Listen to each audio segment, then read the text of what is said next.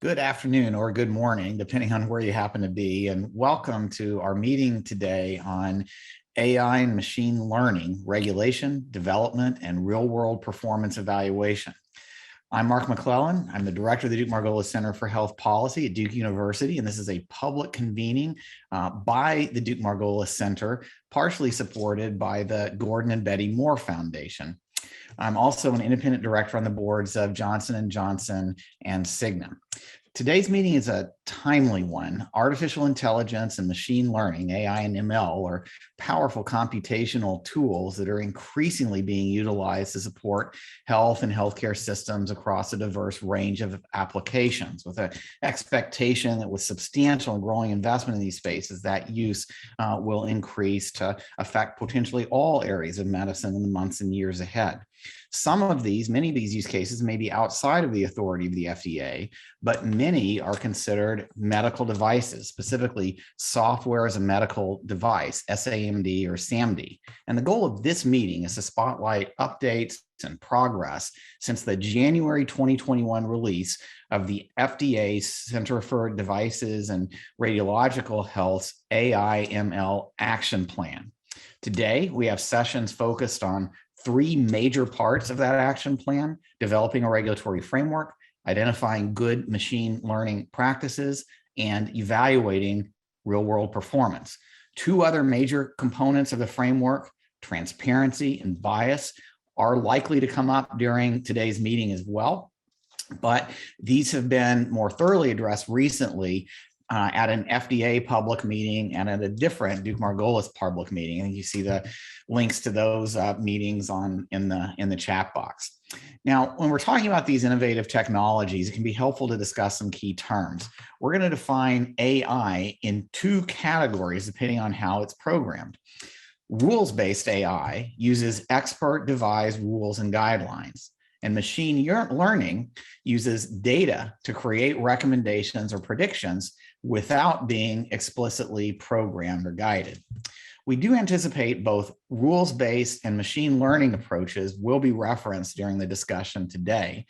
Given the potential benefits that AI presents, how to regulate this type of software is a pressing issue, and one that FDA, the Duke Margolis Center, our panelists, and the broader stakeholder community, including those of you who are joining us right now, have been working on increasingly over the past few years. And we're grateful to have the participation of many FDA speakers and international regulators from Health Canada, from the UK Medicines and Healthcare Products Regulatory Agency with us today to provide a regulatory perspective and updates on their ongoing initiatives. We also have perspectives from industry, academia, and the providers and patients who represent the end users for these products. Throughout the meeting, we're going to be diving into the challenges and opportunities around regulation of AI and ML-based devices to assess how their real-world performance can be to assess their real-world performance once deployed in the healthcare system as well. Just by way of a little bit more background, next is our usual statement of academic independence, meaning that neither Duke nor the Margolis Center take partisan positions, and individual members are free to speak their minds and express their opinions regarding important issues. Next, I'm going to turn to a discussion with FDA Center for Devices and Radiological Health Director Jeff Shuren. But first, I want to outline the agenda for the webinar. In session one, after that fireside chat, we're going to consider what needs to go into a regulatory framework for AI and ML devices. There's been a lot of progress by FDA and the stakeholder community since that framework was proposed early last year. But we think there are also some opportunities to devise innovative processes and build on the progress so far to ensure timely access to safe and effective tools that keep getting better. Then in session two, panelists are going to turn to good machine learning practices in the United States and globally, keying in on the harmonization, collaborative practices, and partnerships that are working to fill important gaps on how to develop and apply these tools. Next, in session three, panelists will talk about real-world performance of AI/ML, how to evaluate it, once they are deployed in health systems. Then in the final session of the meeting, there will be a business roundtable discussing how a range of businesses are considering the current regulatory landscape, the evaluation of AI and ML medical devices, and how they're planning to move forward in this important and dynamic space. Just a couple of reminders before we get started. We're going to begin each session after this fireside chat with some prepared remarks to get it going, followed by an open discussion. We want engaging back and forth throughout the meeting, and that includes everyone with us today. There are opportunities for all of you to submit questions via the Zoom Q&A function during the discussion part of each of our sessions. We're also on Twitter, and we encourage you to tag us in your tweets about this meeting under the handle @DukeMargolis. As a reminder, you can also view the meeting materials on our website, and the video is going to be posted after the event. So let's get going, and I'm very pleased to be joined by, again, FDA CDRH Director, Jeff Shuren. Jeff, it's good to be with you again. I know you've got a lot of issues on your plate, but AI, ML seems like an area where there's just a growing level of interest, activity, and I would assume going along with that, attention to the regulatory steps that CDRH is taking. And maybe you could just get us going by giving us a big picture on what CDRH has learned from its work so far around its action plan, that framework, including the GMLP principles and including engaging a range of collaborating communities. Where are we? What is most prominent for you at this point? Well, first of all, thank you, Berkman. Really appreciate today's webinar. All medical devices, including those that are AI/ML enabled, should use a proactive, patient-centered approach in their development and utilization. Really takes into account issues that include usability, equity, trust, and accountability.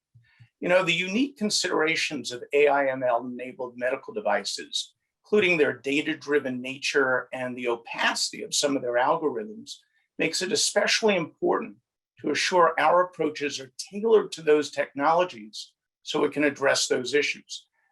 You mentioned good machine learning practices. Well, we view the development of GMLP as a community effort. The AI/ML action plan and the GMLP guiding principles were not only statements about our strategic priorities in this space, really an invitation to collaborate with a broad set of stakeholders. And that's patients and providers, caregivers, developers, and researchers, and really encourage them to engage in these efforts in a harmonized fashion with a focus on target areas that we identified as particularly important. I mean, we recognize that more work is needed to manage bias in health technology broadly and ensure that algorithms and the medical devices that use them perform well across a diverse intended patient population. You know, at CDRH, it's our mission to put patients first, and that means all patients. You know, for our 2022-2025, we identified advancing health equity as one of our key strategic priorities. And to that end, we aim to advance the generation of knowledge and development of safe and effective technologies to meet the needs of all patients and consumers and provide more care in the home setting through the use of digital health capabilities.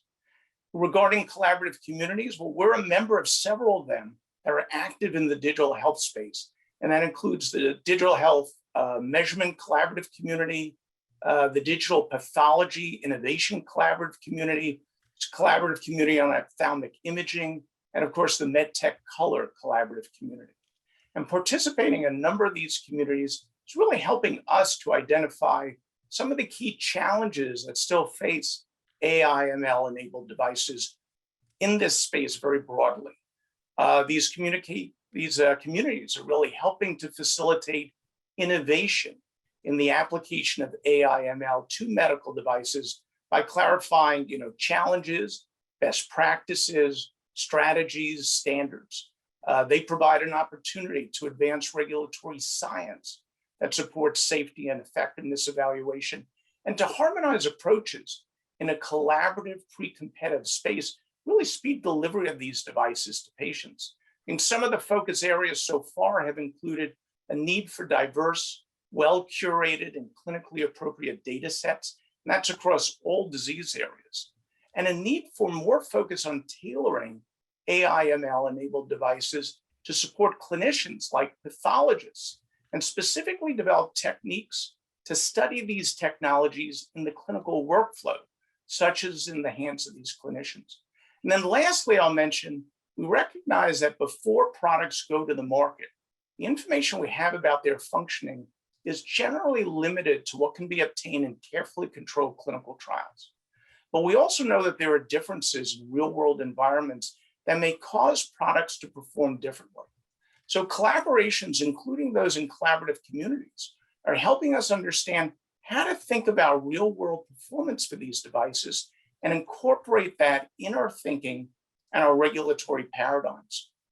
For example, recently, the collaborative community on ophthalmic imaging had a meeting to discuss real-world use of AI/ML in diabetic eye exams. And then there's a pilot program that's being started with the American College of Radiology for external validation of AI/ML devices, really compare real-world performance of AI/ML technologies to their pre-market performance. Well, that is a lot of ground that you just covered. I think reflecting just how much activity in this space is really exploding. Jeff, maybe we could go back and unpack some of it. Maybe we could start with a couple of points that you raised first. You emphasized transparency and patient-centeredness. Maybe we can talk about each of those in turn. So you mentioned some of the things that are underway related to transparency, and it seems like a critical issue, especially for ML, where by definition, where these algorithms is coming from isn't exactly transparent. Any key points you'd like to elaborate on with respect to the CDRH emphasis on transparency in all of this work? Well, first off, transparency to users is a key component of a patient-centered approach, and it really supports safe and effective use of AI/ML-enabled medical devices. Think about transparency. It allows patients, providers, caregivers to make informed decisions. It supports proper use of the device. It promotes health equity. It facilitates evaluation and monitoring of device performance. And it fosters trust and it promotes adoption. You had mentioned, about some of the meetings we held. So to further advance efforts in promoting transparency and trust in these kind of technologies, we had the Patient Engagement Advisory Committee meeting in October 2020, and then that public workshop in October 2021 to better understand stakeholder needs related to transparency around these kinds of technologies. And from these meetings, we heard some key themes from stakeholders regarding the lack of familiarity of some of these technologies and understanding the needs of specific stakeholders. And based on the feedback and discussion, we've identified opportunities to increase transparency to users, including, promoting the use of a common language and the potential role of real-world performance monitoring. We're also looking into the role of transparency in promoting health equity, minimizing bias in these devices. For many patients, the complexity of AI/ML-enabled medical devices leaves them feeling unable to ask the right questions to assess whether a particular technology is a good fit for them. And we also know patients have questions about their privacy when they're using these devices, and they want to know what's being done with their data. So we see a great opportunity to work across the healthcare ecosystem to think about what information is important to be communicated to different users. And this is particularly challenging to strike the right balance for these technologies, ensure that patients and providers are getting the right information at the right time in the right format to make decisions without overloading them with information that isn't relevant. So we're working with several academic partners on scientific projects that'll help them and help us better understand from both providers and patients what's the important features related to these devices and what's important to them. So this includes looking at how to communicate information effectively. One project looks at understanding patient information needs around AI/ML in healthcare and designing comprehensible transparency.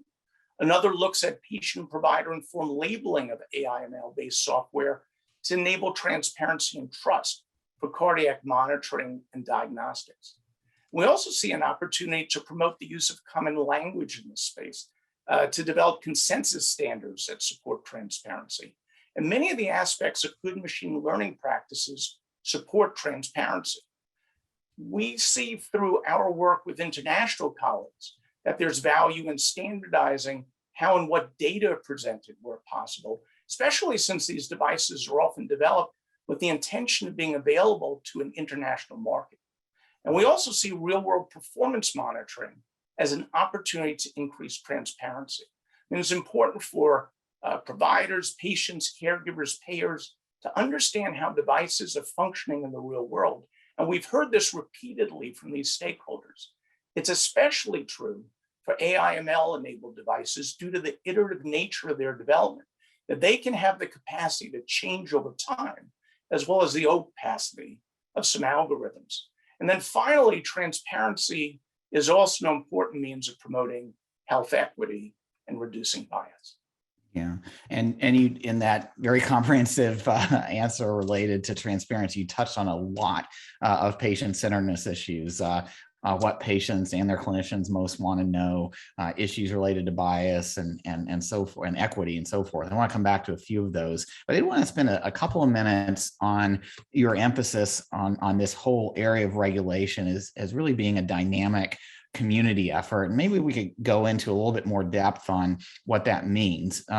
Let's talk a little bit more about GMLP, so good machine learning practices. That's an area that you highlighted particularly as being one with an active community focus. Can you say a little bit more about how that's going? Any big pain points there? Any notable areas of progress that you'd like to highlight from that community effort? Well, I mean, it starts with the rapid pace of innovation. You know, AI/ML is advancing quickly in multiple industries, and that includes med tech. Best practices can be solidified as GMLP are being developed. Consensus is still being built around it. An agile regulatory approach and active collaborations with the broader community is really what's necessary to keep pace with the developments of these technologies. There are many related standards development efforts underway, with a few standards already published in the past several years. And I think as we see ongoing efforts maturing, new efforts emerging, we think it's important to both encourage the work of the community while also seeking to build consensus and reduce the duplication of effort.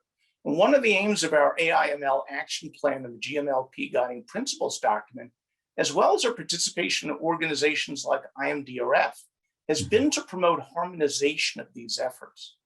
There's a broad spectrum of AI/ML-enabled devices which have different needs, benefits, and inherent risks, which makes it more challenging to determine, what practices are most appropriate or adaptable for the particular clinical context of the medical device. And we believe that GMLP developed with the input of the broader community, reflecting a diversity of experience and interests, will ultimately lead to better, more well-rounded practices and guidance. And it's a priority for us to encourage other groups to take up and contribute to this work, for them to take on a leadership role as well. This is one of the important intentions behind the GMLP guiding principles document, which we hope can serve as really a call to action to the community. It sounds like, if I'm following this right, that the GMLP principles are being now reflected in a range of collaborative community efforts: digital health, digital pathology, you mentioned ophthalmologic imaging, med tech, color. I'm sure the list is going on. Is there a bandwidth limit for CDRH on getting involved and supporting these communities? Jeff, it seems like they're going to continue, these applications are going to continue to expand, and in all cases, as you said, the specific clinical circumstances, the risks and benefits, they are distinct. So it seems like a real value of this approach. Just trying to get a sense of how expansible you think it is, and if there are any new areas or extensions that you're particularly focused on now. Well, we do.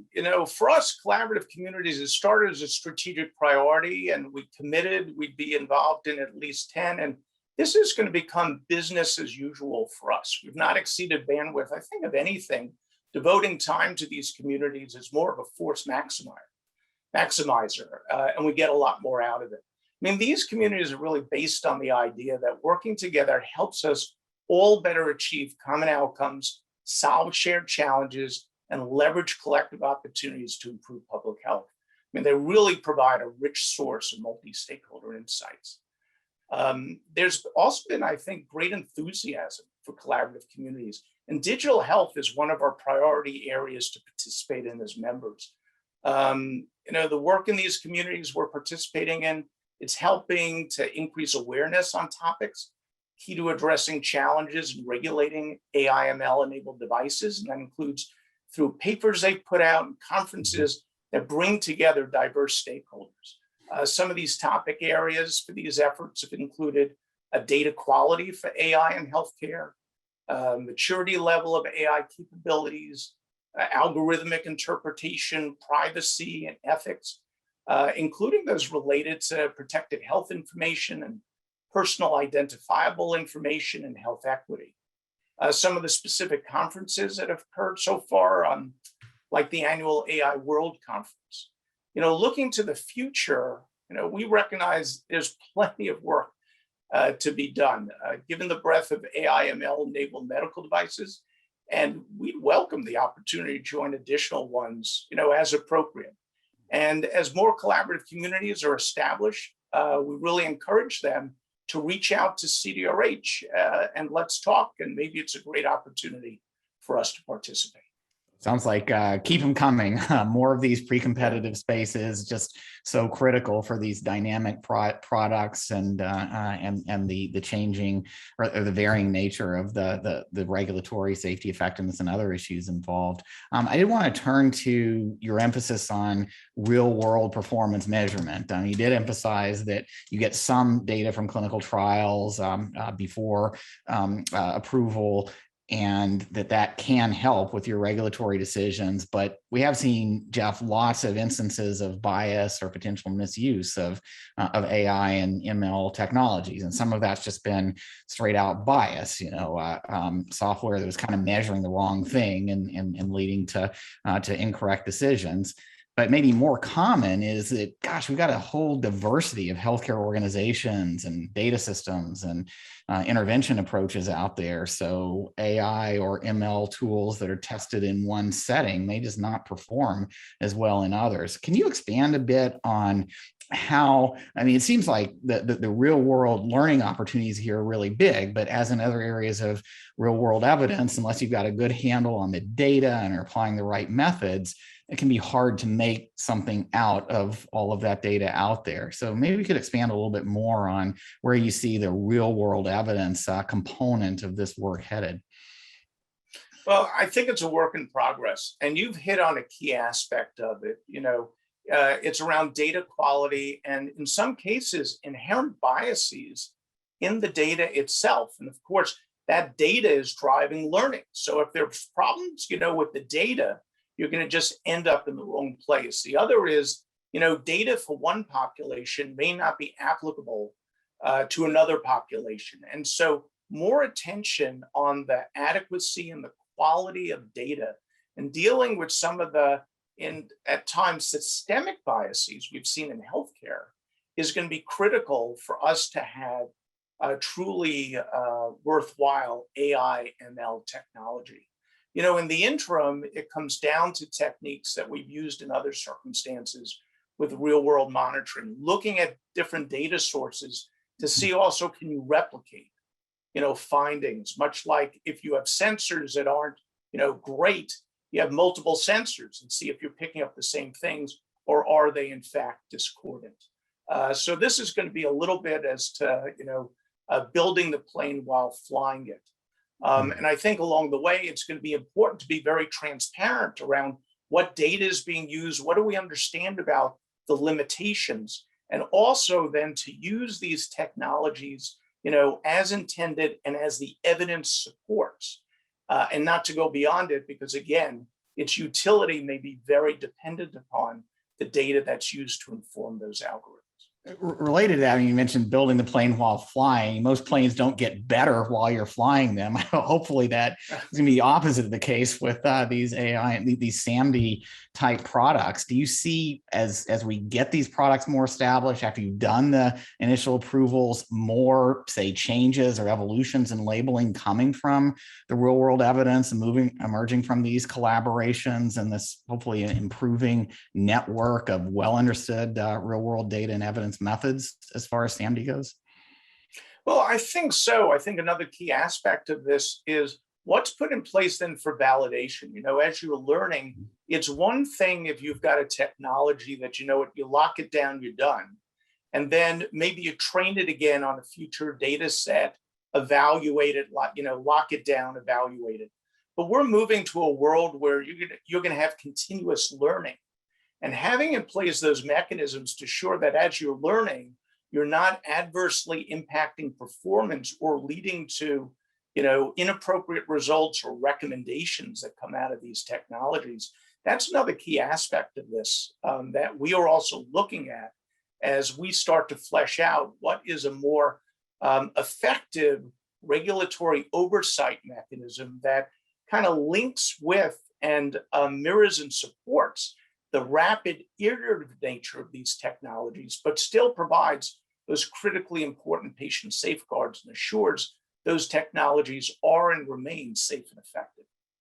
And do you mentioned sort of standard data sets earlier. Are those going to be a bigger part? And can those be applied to these evolving technologies as they keep potentially getting better or changing on the market?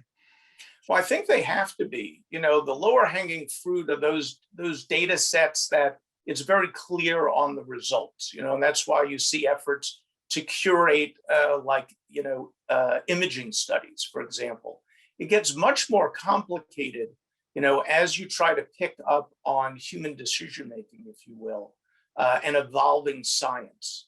But I do think that over time, and I think too, as more and more organizations and experts get involved in the field and start tackling these challenging issues, and particularly if we do this within the community and do this collaboratively, then I think we'll get to yes. But there is a lot of work to be done to make this just a routine aspect of technology. Yeah, and Jeff, you covered a lot of ground. I want to get to a couple of questions quickly before we wrap up that have come up from the audience. One is about the pre-certification program, how that fits into this evolving approach that you've described. And the other is about whether legislation is needed. This is an evolving area. Is there new authority that you need? Are there new resources that could come through upcoming user fee legislation? Yeah, no, all great questions. So, pre-cert, we learned a lot from pre-cert, and there are things that we can take away from a better understanding of the capabilities of a, SAMD developer that we can incorporate in our work. But you've got to take it as part of a more holistic oversight mechanism. And AI/ML, of course, creates its own challenges. And while our work was focused on unique considerations of AI/ML-enabled devices, many of the lessons learned and some of the regulatory mechanisms I'll just want to mention may also be applicable more broadly to other medical devices. Some of the regulatory considerations related to AI/ML, like transparency, health equity, real-world performance monitoring. We haven't mentioned things like change control plans, something we're drafting guidance on for AI/ML. And even what we're learning about how to best communicate about these devices to users may have the ability to be generalized to medical device software more broadly and potentially to other kinds of devices. The development of AI/ML driven software really lends itself well to an iterative approach, since there's the potential to learn from additional data that's collected through use. So the approaches that we're developing are really around facilitating that iterative nature of AI/ML development. And again, may be able to be applied more broadly. So, specifically transparency measures that we're establishing may be broadly applicable, including around like product labeling for publicly available information that's out there on marketed devices. So in that sense, AI ML can serve as a use case for working with stakeholders to understand and promote transparency and really test drive some of these other approaches. That's also in the case of real world performance. Successful collection, utilization of real world performance data and monitoring can help us understand best practices for real world performance more broadly for devices and allow us to better strike the right balance between pre-market and post-market data collection, really expedite our understanding of the technology's true performance out in the real world. And on the legislative front, we think there truly is a need for more flexibility to have agile regulation. We saw this in COVID, where with a public health emergency, we were able to leverage our emergency use authorization authorities, and that provides us, tremendous flexibility. We really could tailor the regulatory pathway to the technology, and that's absolutely essential in digital health technologies, which today are under these cookie cutter regulatory paradigms that were established in the law starting over 45 years ago. Yeah. And they literally were designed, and I always say this, for my grandmother's technology. And back then, Congress thought about hardware-based devices, but software is different. And so we need different paradigms. So I would love to see the law change to provide us the flexibility, to give us this sort of agile ability in our regulatory oversight that we had in COVID, not change the standard to market of reasonable assurance of safety and effectiveness, make it least burdensome, risk-based, and allow us to create voluntary pathways that are better tailored to the technology, and then let the developer choose. Say, what? I want to do a traditional 510K, or I want to try this alternative pathway. And if you don't like one, you can switch back to the other. So you got more options. But if we build the things that better fit those technologies, particularly around digital health and in particular AI ML, then I think if we build it, folks will come, and we can have paradigms that are better tailored to this iterative nature of technology, better support innovation, and I think at the same time, better assure the safety and effectiveness of device and allow us to have learning about the true performance in real world practice. Yeah, it really does seem like it fits too with your earlier point about transparent, collaborative communities based on well understood, improving real world data and evidence. Jeff, you've touched on so many topics. Thanks for being with us today. This is clearly an area close to your heart, and really appreciate all the work going on at FDA and CDRH to move this really important and dynamic area of medicine forward in a way that makes sense for patients and addresses all the priorities you mentioned. Really appreciate your joining us today. Well, thank you. Appreciate it too, Mark. All right. So thanks to Jeff. And now I'd like to turn to Christina Silcox, who's going to moderate panel 1. Thanks, Mark and Jeff. Great fireside chat. I really enjoyed it.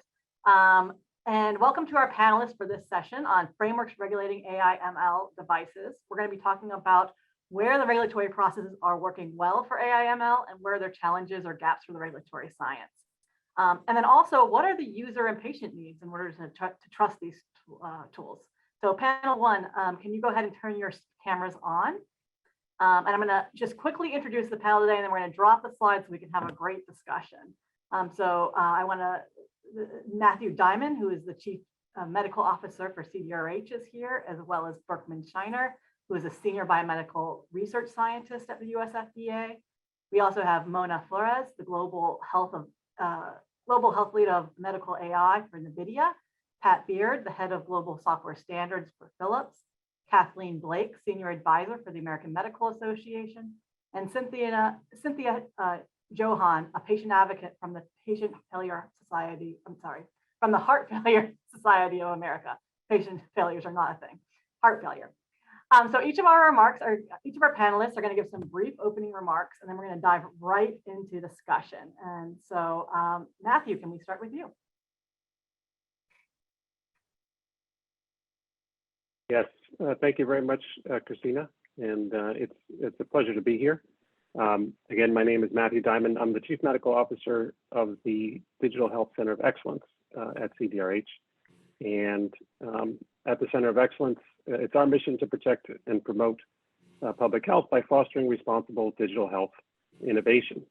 Certainly artificial intelligence and machine learning, or AI/ML, is a very important focus area for us.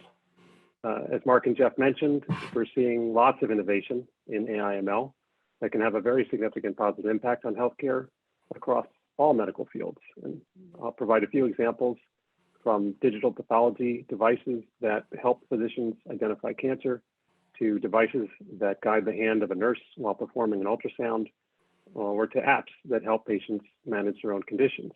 And we have a lot of information on our website on the hundreds of AI/ML enabled devices that CDRH has reviewed and authorized.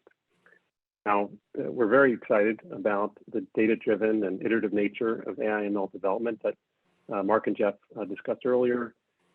Gives these devices the potential to learn from new real-world data and improve their performance over time. We also recognize that with these opportunities come some challenges, and that includes, as I think Jeff mentioned, obtaining large enough, well-curated data sets that represent the diversity of a diverse intended patient population, as well as the challenge of providing oversight for a system that could be changing and ensuring appropriate transparency to users. So these opportunities and challenges were the inspiration behind the FDA AI/ML action plan and the activities that we've been pursuing since then, which are our focus today. As Jeff said, the action plan represented not only our holistic strategy to ensure that safe and effective AI/ML enabled devices are available to patients, it also was meant to serve as an invitation for collaboration. And what I'll do in the next few minutes is just to mention a few highlights from our AI/ML action plan, with an emphasis on the interrelatedness of the different aims and how they support each other. So if you look at the first aim of the action plan, it's to advance the development of a tailored regulatory framework for AI/ML enabled devices. And that's really with the goal of harmonizing our regulatory approach with the natural life cycle of these software technologies. And this is based on the total product lifecycle based approach that we put out in the FDA AI/ML discussion paper in 2019, and all of the feedback that we received from that paper and our other activities since then. As Jeff just mentioned, an important next step here is through the issuance of draft guidance on a change control plan. And a change control plan allows sponsors to proactively pre-specify modifications to their devices. And we've been working very hard on this guidance. The second aim of the action plan to promote the harmonization of good machine learning practice. And as Jeff mentioned, we're really very pleased to have been able to issue an internationally harmonized set of guiding principles for GMLP with our partners at MHRA and Health Canada. And I know this will be the focus in the second panel, but what I want to emphasize here is that GMLP supports not only quality product development, but also our regulatory review process that the first aim of the action plan is focused on. Now, the third aim of the action plan, as Jeff mentioned, is to promote a proactively patient-centered approach, one that takes into account trust and accountability, usability, equity, transparency. We really appreciated all of the stakeholder feedback we received during and after our workshop last October. As Jeff said, transparency supports the safe and effective use of devices and of our overall framework. The fourth aim, which is the supporting regulatory science efforts, including those focused on bias and robustness of algorithms. Here we recognize that there are some scientific areas that can support the development and oversight of these products. So we want to make sure that these technologies can help to address health disparities and promote health equity. And the last aim, the fifth aim of the action plan, focused on real-world performance, which really looking forward to the discussion in the third panel on this. I'd like to emphasize here that this aim helps to support that total product lifecycle based approach that is the focus of aim one and our discussion here. So again, I'd like to extend an open invitation to discuss any of these areas here afterwards. We really welcome and need your continued input and feedback. And Christina, I'm going to pass this back to you. Matthew, thank you so much. Got a lot in a very short amount of time. I really appreciate it. Berkman, I want to let you add anything on to that from your experience as a reviewer of these technologies. Thank you, Christina, and it's a great pleasure to be here. Again, my name is Berkman Shahin, and I'm a senior biomedical research scientist at the Office of Science and Engineering Labs, or OSL, at CDRH. I'm also the coordinator of the AI machine learning program at OSL. So you can think of OSL as the research arm of CDRH.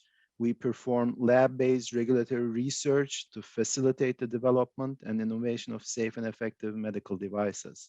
And having participated in the review of dozens of AI/ML-enabled medical devices, I wanted to give you a perspective about what we look for in the review of these devices. And I also want to give you a glimpse of the types of research we perform to facilitate the introduction of new devices to market and to better define a framework for review.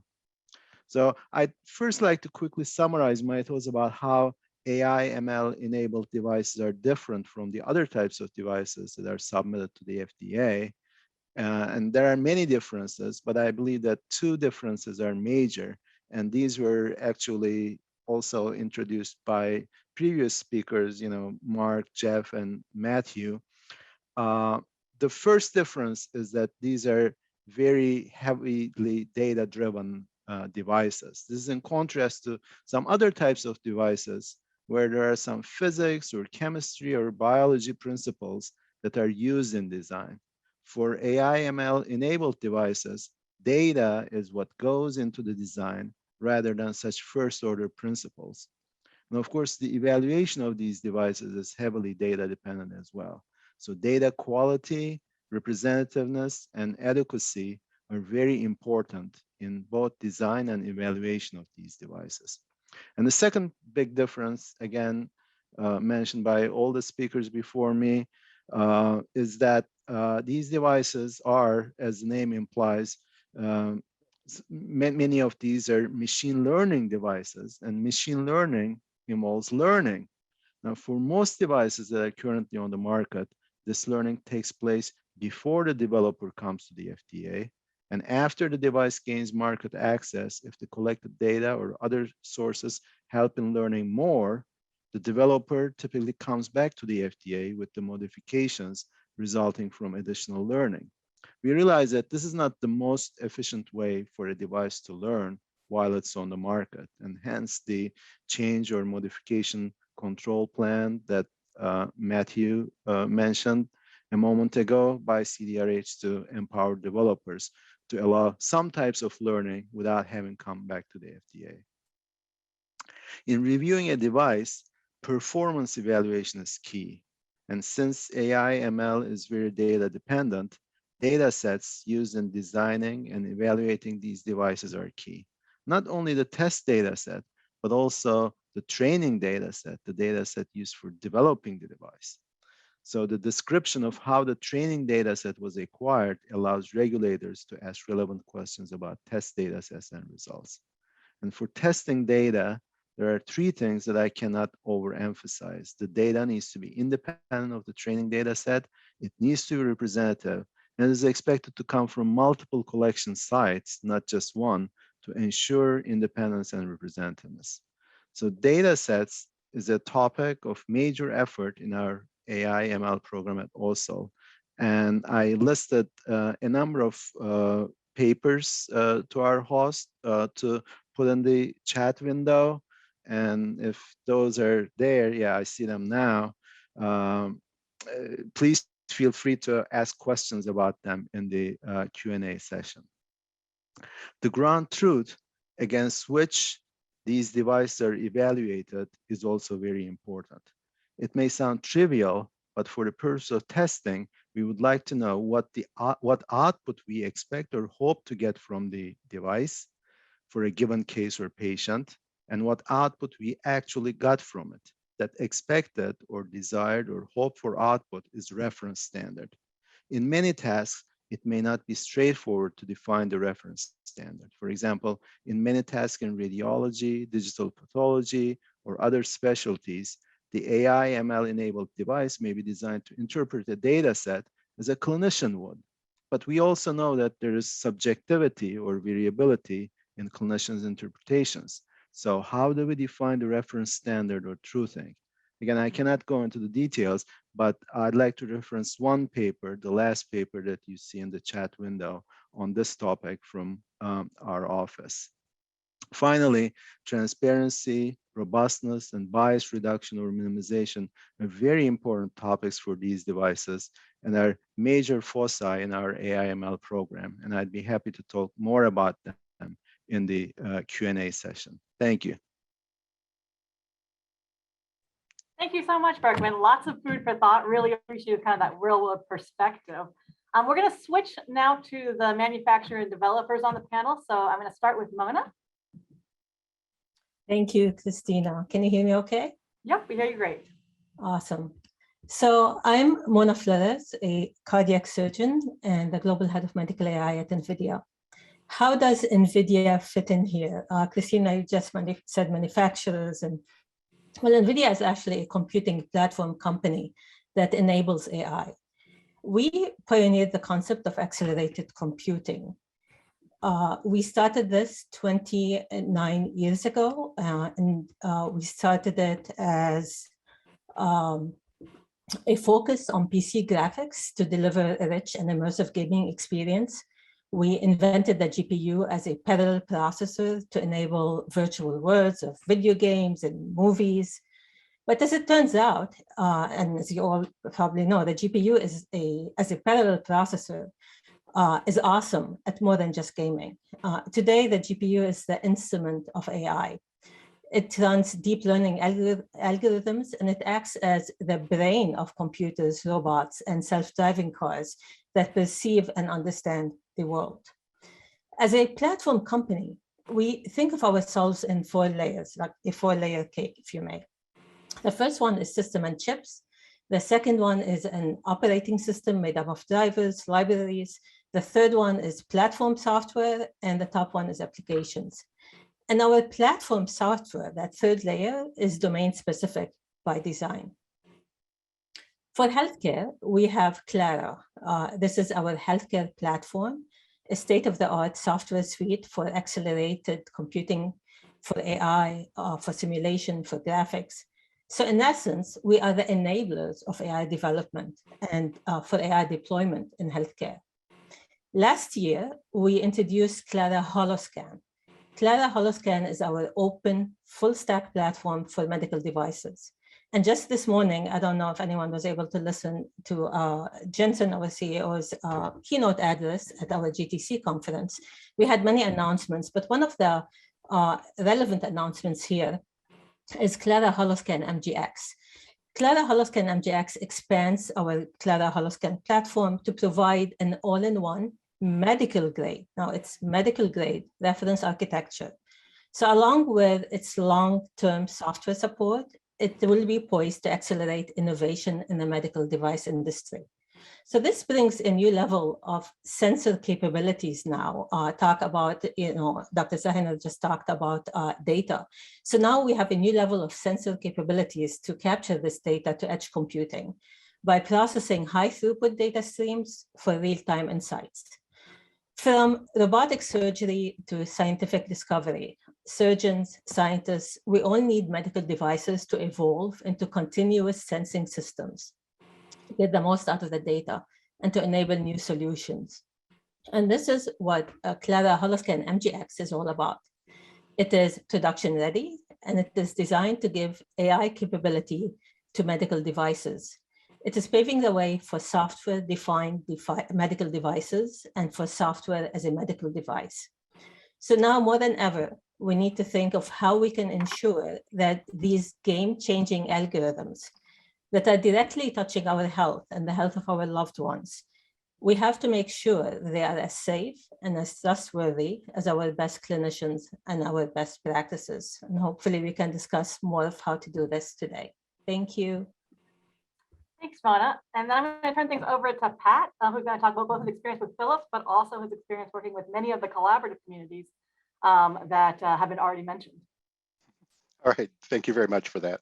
My name is Pat Baird. I consider myself a software standards and software regulatory geek for Philips, supporting the different projects. Very active on a large number of committees.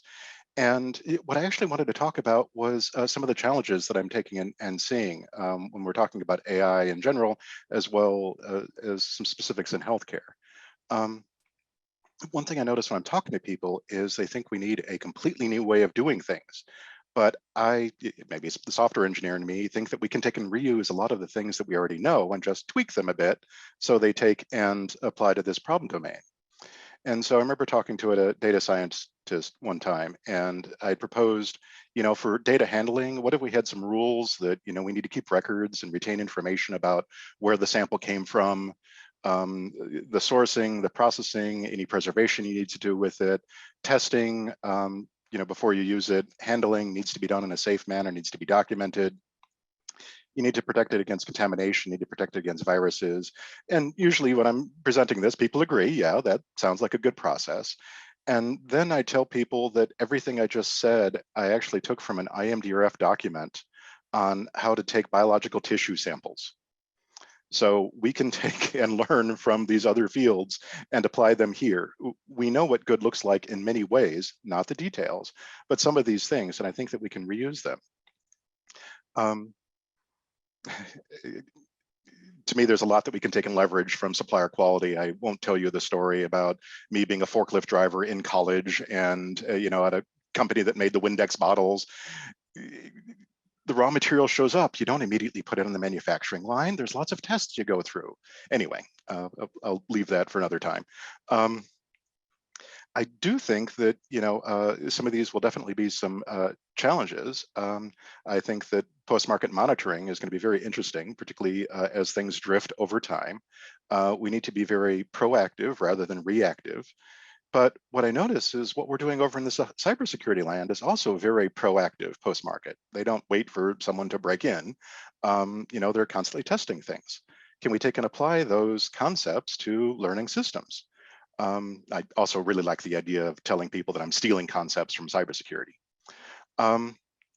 Definitely some challenges and things we might not expect. What I've noticed in some of the literature reviews that I've had talking about just the failures of ML systems, really the root cause is people had data, but they didn't have knowledge. They don't have any context. There's a story behind that data that you might not know, and you're not a subject matter expertise in that. You're a data scientist. And the example that I like telling people is that here in Wisconsin, in the winter, there's snowmobiles. And the snowmobiles like to ride along the side of the road, not on the road. And to promote snowmobiler safety, they set up little stop signs. Telling the snowmobiler, oh, you need to stop here, check traffic before you get run over by a car. And what I worry is, will the software programmers in California know that we have these little stop signs set up in the snowy environment? It's only 3 feet off the ground. It's not 6 feet. It's this big instead of being this big, but it's an octagon. It's got a red background. It's got the right font. It's styled all the same. Will the people even know? They never intentionally do that, but do they even know that those things exist?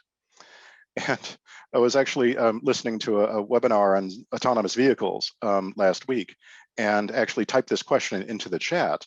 And I was kind of disturbed by the answer that I got back. I'm hoping it was someone else making fun of me, because their response was, well, the first autonomous vehicles we're going to release in Phoenix, Arizona, so there's no snowmobilers there.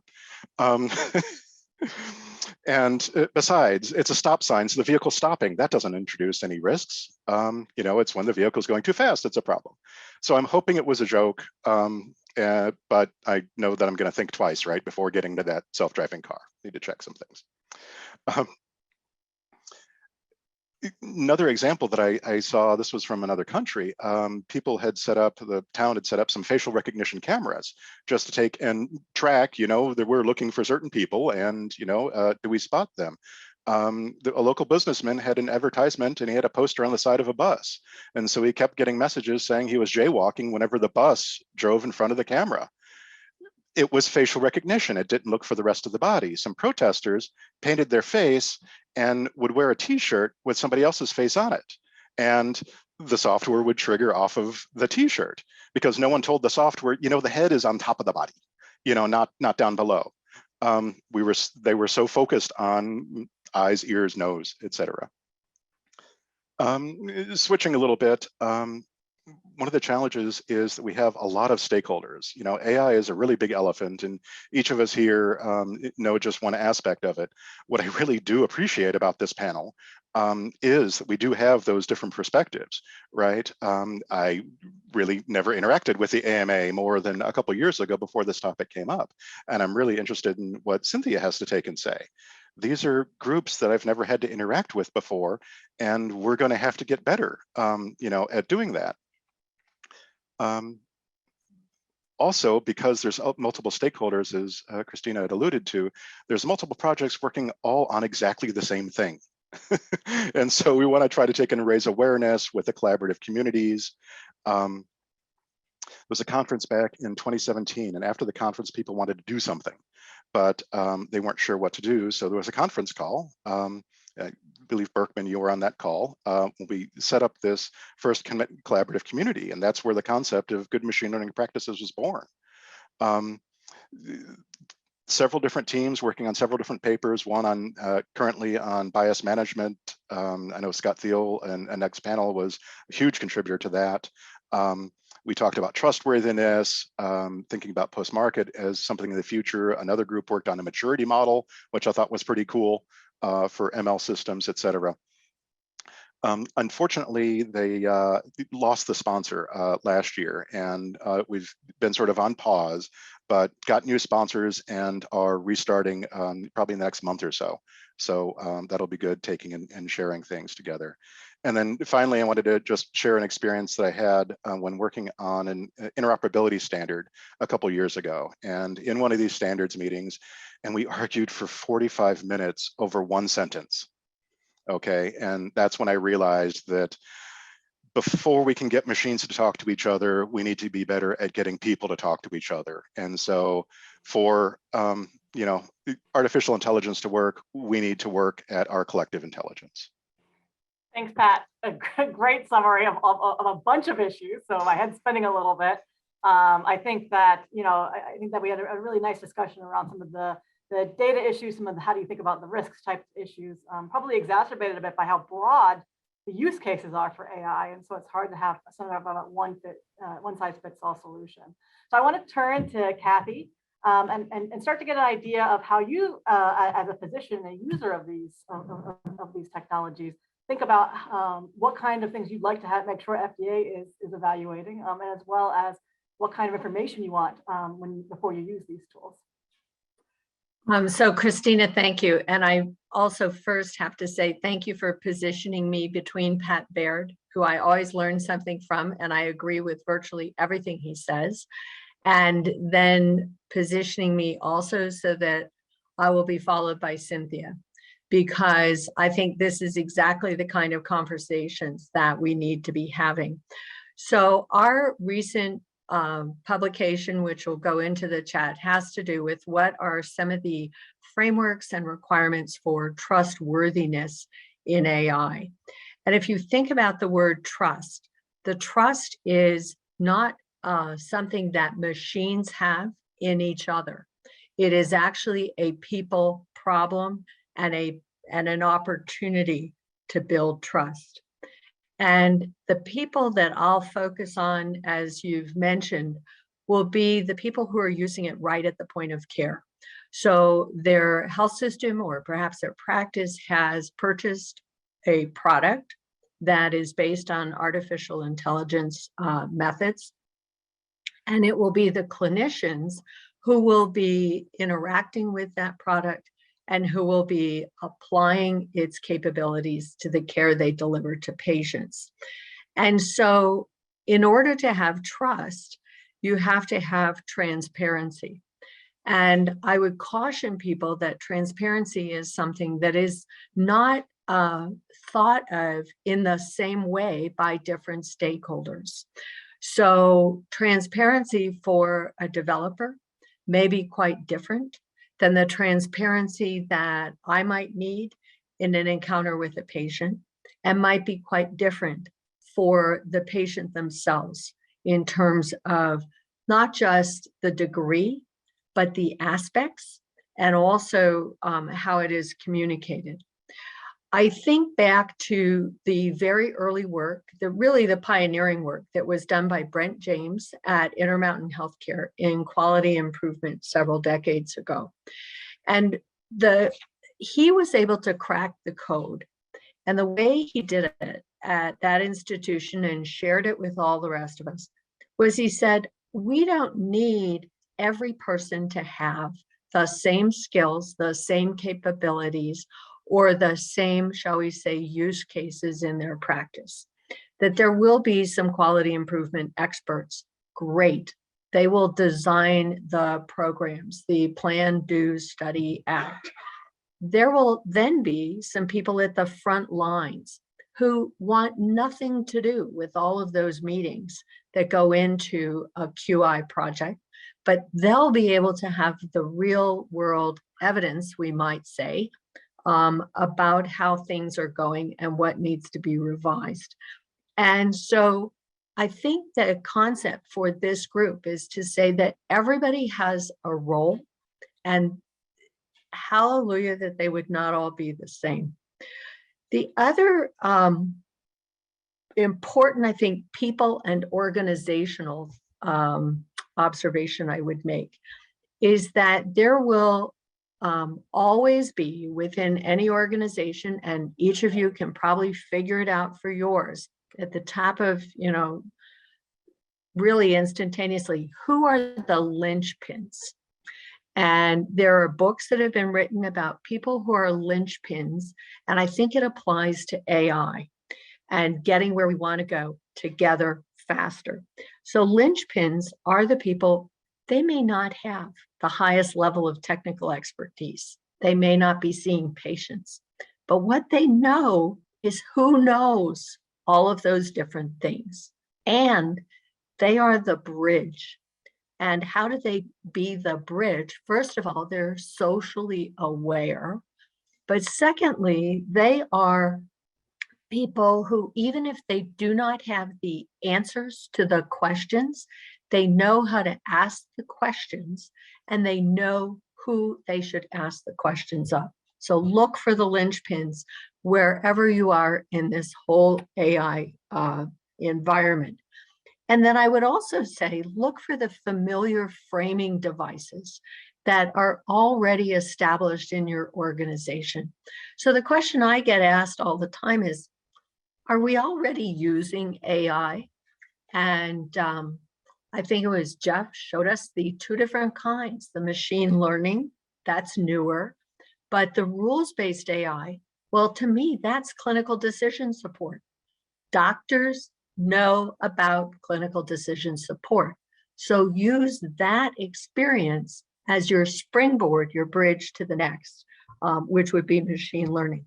The other is to look at what structures you have in place so that you are able to get to trust. And many clinician organizations, places where people get care, have pharmacy and therapeutics committees. People look, take a deep dive at a particular product. I think the same can be done for AI. And people would say, well, of course, that makes perfect sense. P&T adds this to their scope of work. So in the work that we've done, we've used a number of the same framing concepts that have been mentioned. We look first at ethics. AMA is the steward of the Code of Medical Ethics. We look at the evidence, how strong is it? And we look at what measures have been taken to ensure equity. And then we ask 3, sometimes 4 questions. But first of all, does the product in front of me address something that is important to my patients and affects outcomes? Second, does it work? And third, how will I know that it will integrate into my practice? And how will I know when it is not working? And so I don't want to unleash the next torrent of alerts in my computer screen that pop up and that distract me when I'm seeing a patient. We've been there. We don't need that. But what we do need is, I would say, almost a graduated, personalized alert system, so that if I am a heavy user of a particular product, let me know what I need to know as soon as possible. If I rarely or never use it, leave me alone. So I think there are some real opportunities in terms of the implementation, the adoption, the use, and really the optimal use of AI. So I look forward to the rest of the panel discussion. Thank you. Thanks, Kathy. And not last but absolutely not least, we have Cynthia, who I'm going to pause for a moment and just wish a happy birthday. She allowed me to tell everyone that she turned 80 last week. So very happy birthday, and really looking forward to getting your thoughts as a patient. Thank you. Software is being used on.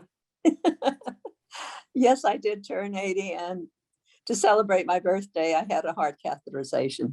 So I am a patient. I'm a patient with multiple comorbidities. So AI, machine learning are part of my life. And I'm grateful that AI is there to support my relationship with my physicians and nurses. I know that it is useful in extending my longevity, improving my quality of life, and most importantly, in understanding, tracking, and intervening in my disease process. However, I do have some concerns about AI's role in medical care. First, I am concerned about AI replacing human caregivers rather than supporting them. And I know that cutting edge research about doing just this is going on in Japan for sure, and possibly in America. Humans make mistakes, but we have the ability to recognize and correct them. I am not convinced that AI has either of these abilities, and I consider this a weakness of AI. I also believe that there is a healing quality in the empathic relationship between physicians and patients that is lost with AI. It is not currently within the realm of AI to be sensitive to the emotional needs of patients that we express in our relationship with physicians. Empathy is super important to acceptance of the diagnosis and need for intervention. Emotional isolation absolutely impedes healing. So another important factor in the physician-patient relationship is collaboration and decision-making. I believe strongly that I am a partner in my care, not merely a recipient of care. I know there are other patients who see it differently, but that's where I am. And therefore, I consider it the responsibility of my physician to share with me when AI is being used, why it is being used, as well as to discuss alternatives. I could also go at length, but I won't, into detail about my concerns about ethical issues, confidentiality, transparency, data collection limitations, data collection bias. I know I don't have to tell you all about the problems that we have encountered with EMRs. So in summary, using AI as an integrated adjunct to the physician-patient relationship is absolutely appropriate. It is care enhancing. Replacement of the human relationship, whether physician or nurse, with AI is not appropriate. It hinders the patient's understanding and development of their own resources for themselves and their relationship with medicine. So I agree with everything everyone else said pretty much, and I'm excited that this is being done. Thank you so much, Cynthia. We really appreciate it. And all of our panelists, great remarks. We only have a couple of minutes for questions, unfortunately, but I do have a couple I want to bring up, one of which is around this idea of knowing when AI has made a mistake, being able to report that to the FDA effectively, and then communicating when software has changed. Now, all of this stuff are things that FDA has done for other types of devices. And so would love to hear, maybe starting with Matthew or Berkman, about how you all think about adverse event reporting in this space, but also some of the issues around change control plans. And as software changes, how is that communicated to the users? Thanks very much, Cynthia. I'll say a few words and then Berkman, feel free to add or others. As you mentioned, Christina, we have a framework for all medical devices for adverse event reporting. And this, of course, is in place for AI/ML enabled devices. But we felt that it was particularly important to emphasize transparency, real-world performance, and through the mechanism of the change control plan to give developers an opportunity to proactively pre-specify changes that they intend to make to provide additional transparency and additional ways to keep track of and provide oversight of a changing device. Thanks, Matthew. Berkman, did you have anything to add? Not much. I'd like to add that communication to the users and patients is really key. And you mentioned, device modification change protocols, and I think that is a important part of the change protocols where developers would specify how they will communicate those changes, what type of changes they will communicate, what's the frequency, will the users or patients be aware that something has changed and will have an option maybe to use the older version if they want. So a lot of important issues about communication to patients and users for these devices. Could I add something to that? Of course. In communicating with patients, language really matters. And make sure you are talking with or communicating with the patient, not talking at them, so that they do participate in whatever updates need to be done. And Kathleen? Yeah, I think that we have rightly emphasized the times when there is an adverse event. But as a clinician, I also want to know when a particular subpopulation of the people that I am taking care of is exceptionally benefited from the use of a particular product. It really goes both ways. The other thing that I want to know in terms of a change plan is when there is a new population whose data has been incorporated into the AI product, so that whereas previously I might not have been comfortable implementing that device in their care, I now have become comfortable because of that expansion. So let's think about what it is that we want to avoid happening, but also what opportunities we don't want to miss. And to share that with the patients, to share that decision-making with the patients, to say, no, in the past, I wouldn't have done this with you, but hey, look what we know now. Absolutely right. And Mona, I was actually just about to throw to you because I know in our panel prep call, you talked a little bit about some of that generalized surveillance versus some site-based surveillance. We'd love to get some of your thoughts on that as well. Yeah, and actually, I want to agree with everything everyone said here. And Cynthia, I completely hear you about being able to evaluate that AI and judge how it is changing. And is it, as Kathleen said, is it changing to better fit my population or another specific population? So this all goes back to what Jeff said in the beginning, Jeff Shuren. We need to have a real world performance evaluation of these AIs.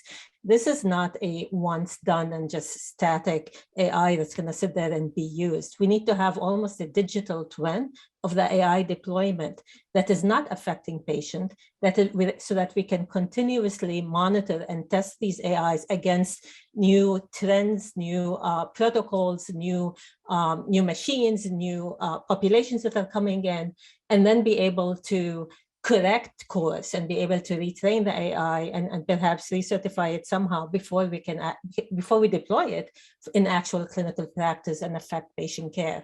So I think this digital twinning of not just the development of the AI, but the continuous testing of it is extremely important.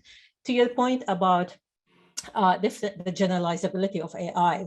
And Kathleen, I can't agree more with you. As depending of where, what population you test AI, you might get different answers. One of the things we are doing at NVIDIA, and it's not just NVIDIA, I think everyone is excited about it, is the field of federated learning. And what that enables us is to tackle two problems. One is the fact that people are different in different regions of the world. The machines that we use are different. The chest X-ray that I use at Duke is different from the one that is used at Columbia and New York and what have you. So data is different. The ways the physicians practice and the clinicians practice is different. How can we incorporate data from all of these different disparate places, whether it is here or in South Africa, and be able to bring all of those populations to give us the knowledge to be able to create the AI? And this is what federated learning does. It allows us to actually use data from everywhere without accessing the data, without having to centralize it, but you're able to gain the knowledge from that data to train an AI that is more robust, more generalizable, and they can work on more people. And then you can take that and personalize it to your specific population if need be. The other thing that federated learning allows us to do, and this is again something that Jeff touched upon, is bias. Because you're able to bring so much data from so many different folks and machines and protocols and practices, in essence, you are decreasing bias because you're not just looking at one specific aspect to train this data. And that goes to what Pat said. Pat, I love your example about your snowmobiles in Wisconsin. And again, if we include more data from everywhere and even simulated data that can simulate all of these different environments, then you can have an intelligent artificial intelligence, because that is what we need. We don't need one program. We need something that's a collective of all of these different AIs that are stitched together in an intelligent way and deployed and tested in an intelligent way so that we can actually advance medicine. That's all I had. Thanks, Mona. This has been a great conversation. I would love for it to keep going forever. Unfortunately, we are right at time. I know there was some audience Q&A that we didn't quite get to, but hopefully everybody some of that was answered within the opening remarks. So I want to thank panel one for joining us today. And now we're going to move right into panel two. So this is our next session on good machine learning practices. I'm excited to introduce our moderator for our second panel, Suresh Balu. He's the Associate Dean for Innovation and Partnership for the Duke School of Medicine. And Suresh and Duke Health have just launched the Health AI Partnership with the Mayo Clinic, UC Berkeley, DLA Piper, and which is an initiative funded by, and the Health AI Partnership is an initiative funded by the Moore Foundation. And the idea is that the academic machine learning community will come together on good machine learning practices and publish an open source curriculum on best practices and guidance. So I'm particularly pleased that he was able to join us today for this session to moderate this session. So I'm going to hand things over to you and let you get started. Thank you so much. Thank you, Christina. Good afternoon, good morning, and good evening for folks who are EU and beyond. In this session, we are certainly going to touch upon the good machine learning practices in US and globally. And our focus is going to be on emerging GMLP for the development of AI and ML enabled medical device software and solutions. We will discuss the guiding principles for good ML practices that was recently jointly released by the US FDA, Health Canada, and MHRA of the UK. We certainly plan to touch upon other good ML practices from the public and private entities as well. And for this, we have assembled a brilliant panel. Panel two, can I request you to come on, please? Wonderful. Looks like everyone's coming on. I would like to take a quick moment to introduce our panelists for this specific session. We have Janet Henry, Senior Scientific Evaluator for Health Canada, Mira Jacobs, a biomedical engineer at the FDA for Digital Health Center of Excellence. Johan Ordish, head of software and AI, Medicine and Healthcare Products Regulatory Agency for the UK. We have Scott Thiel, Global Head of Regulatory Policy and Intelligence at Hologic. We have Linda Ritchie, who's also with the FDA. She's going to be joining the moderated discussion session of the panel. Linda is the director of the Division of All Hazard Response Science and Strategic Partnerships within the Office of Strategic Partnerships and Technology Innovation at CDRH. I would also like to note that Jackie Karszewski, who is the CTO, Chief Technology Officer for CAI, was planning to participate. She's under the weather, so she unfortunately is not able to join today. So just like the last session that Christina led, we're going to open up with some brief remarks from our panel and then move on to the Q&A discussion session. So for the first one, we'd like to start with Janet. Janet? Yes, thank you very much. Good afternoon. My name is Janet Hendry, and I'm representing Health Canada here today, and I'm happy to be joining this session on good machine learning practice. Our group at Health Canada is responsible for regulatory decisions and contributing to policy development for digital health technologies, and we have a strong focus on stakeholder collaboration, including with patients, healthcare providers, researchers, industry, and our international colleagues. Over the past couple of years, we've been working more and more closely with international regulators and recognize the benefits of alignment and harmonization. We have a lot of respect for our FDA and MHRA colleagues and appreciate their collaboration on the GMLP joint publication. So GMLP is essentially a set of strategies for ML-enabled device development across the product lifecycle that, if followed, can help produce safe, effective, high-quality medical devices. And these principles can inform both the development and the assessment of these devices.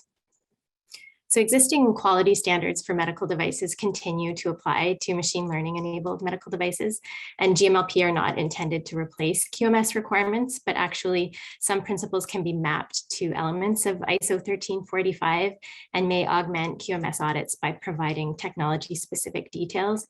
However, I'm better positioned to discuss regulatory expectations during pre-market device evaluations. In Canada, our medical device regulations include QMS requirements, as well as the requirement for manufacturers to have objective evidence to support the quality, safety, and effectiveness of their device. So the GMLP principles inform our expectations for that evidence, which span the product lifecycle, including design and development, data selection and management, testing, clinical validation, labeling, and post-market surveillance and maintenance. We're currently developing pre-market guidance for machine learning enabled medical devices, and we anticipate posting that guidance for public comment later this year.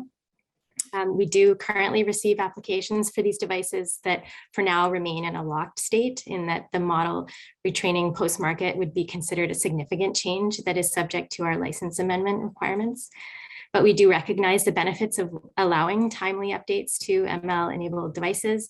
And one of the first candidate technologies within our new Agile Advanced Therapeutic Product pathway will be adaptive machine learning-enabled medical devices, where adaptive refers to a product that is expected to undergo pre-authorized changes that will not be required to undergo a complete resubmission to Health Canada.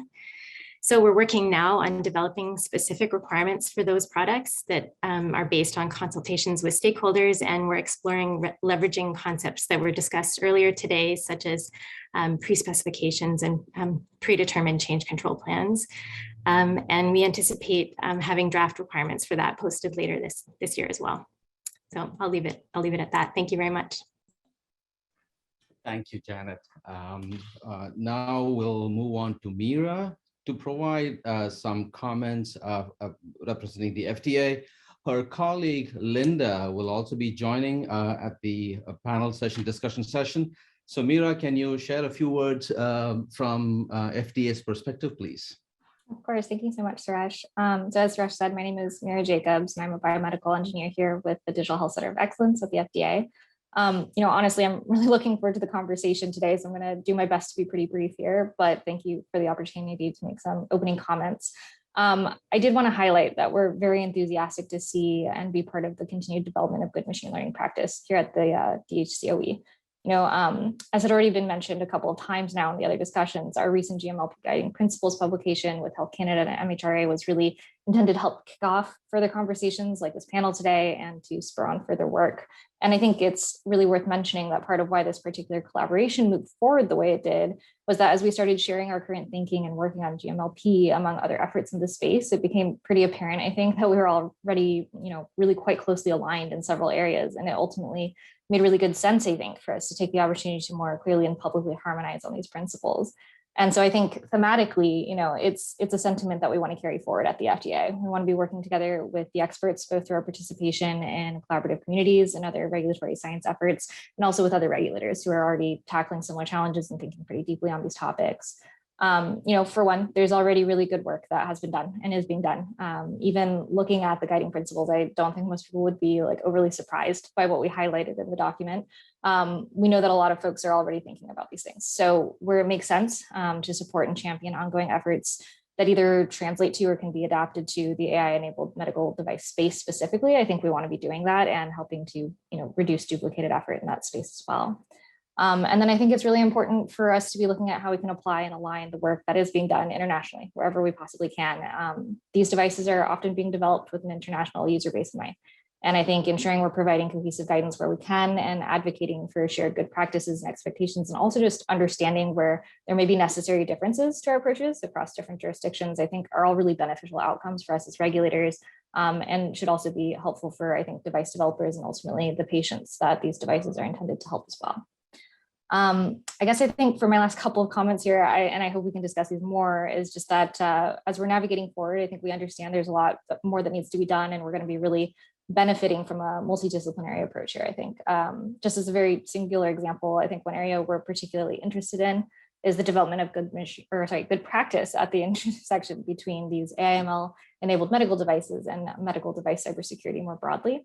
There's a lot to learn from the work that's already been done in the cybersecurity space, which I know Pat touched on in the prior panel. And I think that these things can be applied and adapted throughout the entire life cycle of these AI-enabled products from their development onward. And I think we're very interested in seeing folks at the table, so to speak, that can help speak to these areas for the benefit of both the AI/ML enabled products, as well as, through that exercise, perhaps push forward their own areas of work more broadly. So, it's important, I think, to consider where there may be nuances for this particular subset of devices and how these pretty complex areas of study and focus are meeting.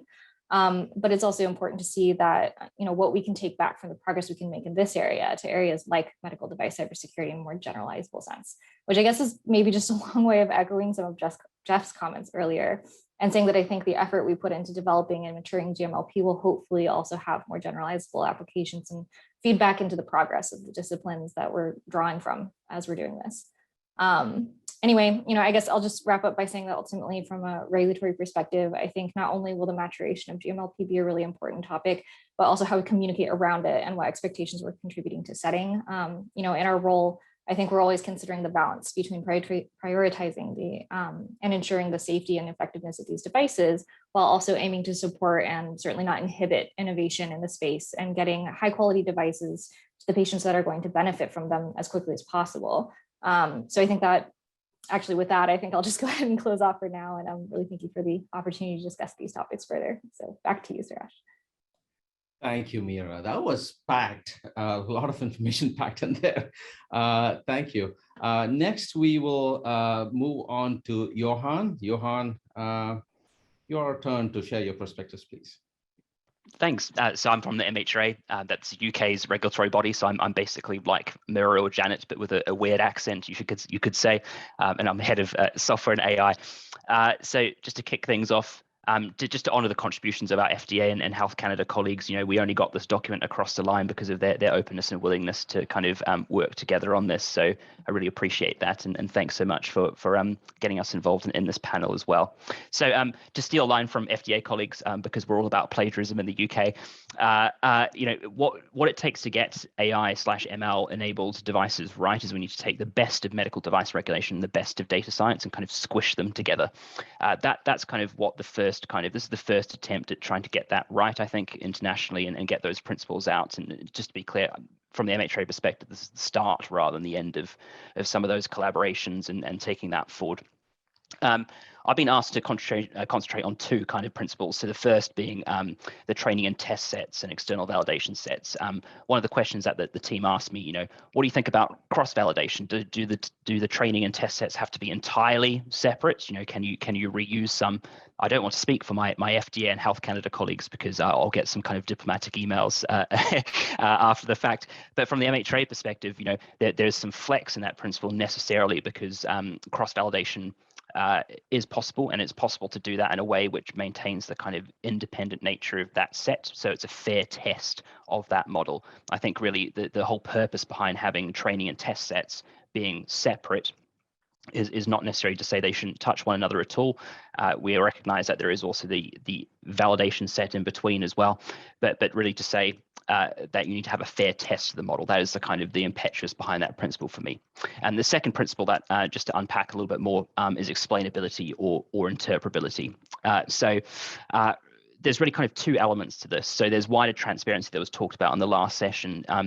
Interpretability or explainability I see as a sub-problem of transparency, and it's a problem that AI can pose novel issues for. We don't know exactly often what features it relies upon, or it's too complex and too dense such that really we can't decompose it into its constituent parts. And that provides a real big challenge for two purposes. So the first is the human factors side. So we know that humans interacts with computers differently than they act with other humans.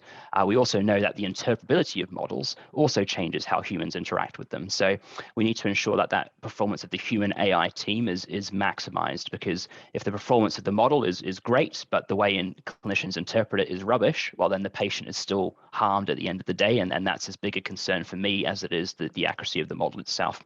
The second point is evidencing those models. So if you don't know exactly what features your model relies upon, it's difficult for you to generate certain types of evidence that you typically want to see. So in IVDs, you typically generate, scientific evidence, scientific validity, analytical validity, and then clinical performance. If you don't know what features your model relies upon, where you're spreading your evidence chips, changes. It goes more into the post-market phase. It focuses more on that clinical performance phase rather than kind of going on a stepwise fashion from this is the feature, this is the condition it's associated with. I can reliably pick up that feature, and then I shoved it into the intended population with the intended user, and it turns out it functions as intended. It pushes the evidence generation phase more into that post-market phase, which I think is scary for regulators such as me, even though the MHRA is primarily a post-market regulator, but it's something we have to tackle over time. So Suresh, I hope that's helpful. I hope that's a good way to set the scene, at least with those two principles. Look forward to kind of being grilled further. Grilled further. I don't think there's going to be grilling. Thank you, Johan, for that. Thanks. We will move on to our next panelist, Scott Thiel. Please go ahead. Thanks, Suresh, and I appreciate having the opportunity to participate on the panel discussion today. I'm currently at Hologic, which is in the industry, and prior to that, I was in consulting for about 10 years. Before that, at Roche Diagnostics for 25 or so years.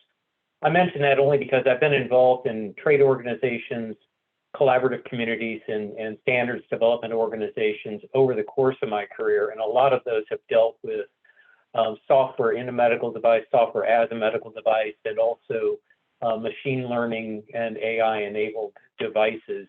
One of those collaborative communities that Pat mentioned in the prior panel generated a paper that was published back in August of 2018 that looked at GMLP. And the focus of that paper was really honed in on continuous learning systems. And it was meant to kind of uncover some of the pain points that not only manufacturers, but also regulators and healthcare providers and patients might have to deal with that would be unique to continuous learning systems, and talking a little bit about how those might be able to be addressed either through new approaches or through approaches that were slight tweaks on existing ways and regulations. So the focus of that paper really honed in down on design control in particular. So that's really more the ballywick, if you will, of medical device manufacturers and the regulators. It did touch on some of the other items like that have already been brought up before, bias, trustworthiness, transparency, even a little bit on some of the legal issues that might come up and those kinds of things, but only to the point of uncovering those as topic areas that needed to be explored further. And as was mentioned in the prior panel, that's kind of where this coin phrase of GMLP came up. It was a nice way of adopting some of the other GXPs like good manufacturing practices, good lab practices, good design practices. So it was an approach that was very familiar both for the manufacturing side as well as for the regulator side to get behind and say, okay, we can use this as a framework. And now what kinds of things do we need to hang off of this that would help out in an AI ML enabled product line? And so again, it was really meant to just sort of spark the conversation, which it obviously has, because there's been a lot of conversation around GMLP, including the one that we're on right now. And so it's really nice to see kind of the fruits of the labor, if you will, going into this. And one of the areas that I think we had one of the longest conversations on in that whole thing, which really gets down into some of the design control or the GMLP pieces of this, it ties in closely with change control, but it's also it's the risk management piece of it. And risk management is challenging enough for companies to deal with today. Over the years, I've had the opportunity to work with probably hundreds of companies, in part either to develop a quality management system that would support some of these kinds of applications, or to develop a risk management dossier that's specific to a particular product. And every single company, I don't care if it's a brand new company or if it's a company that's steeped and been in the industry for years and years and years, spends a good 5 meetings going through trying to figure out how they're actually going to approach risk management, even if you've got a procedure laid out. So it's challenging in the best of cases to get a project team to sit down and get going. And usually within the first 3 to 5 use cases that you go through, then you kind of get into this cadence and it makes it a little bit easier. But every team I've ever been on has always gone through that same struggle. And it's going to be even more challenging, I think, for products that are AI ML based, because the scope of the system has grown substantially, I think, in these devices. In quote unquote traditional medical devices that have a software in them, whether it's an SIMD or an SAMD, the domain is fairly condensed. And when you get into AI ML, Pat kind of alluded to this a little bit, the stop sign example, and he said, the snowmobile stop signs up in Minnesota. I've seen the same thing when I put on my maps, either Google or Waze or any of those. It picks up little stop signs that are there for either a bike lane or a pedestrian lane. And it's not meant for the cars, but it's getting picked up by the same thing and shown that way. So those kinds of risks, and when you get into the real world, becomes a lot more challenging for the risk management side of things, which then makes it, all the more challenging for change control and all of the things that are going on with that. So those are some of the things that we uncovered and we wrestled with quite a bit. And even though the document is relatively short, it highlights a lot of really good details that I think are going to need to be, elaborated upon and gone into a lot more detail. And hopefully some of these will drive input to guidance documents, into some of the good machine learning practices that will be adopted, and into standards and things like that. So I'll leave it at that, Suresh, and give it back to you. So thanks for the time. Scott, thank you. Thank you for bringing in the risk management issues and also the change control aspects as well. I appreciate that. Thank you to the whole panel for your remarks.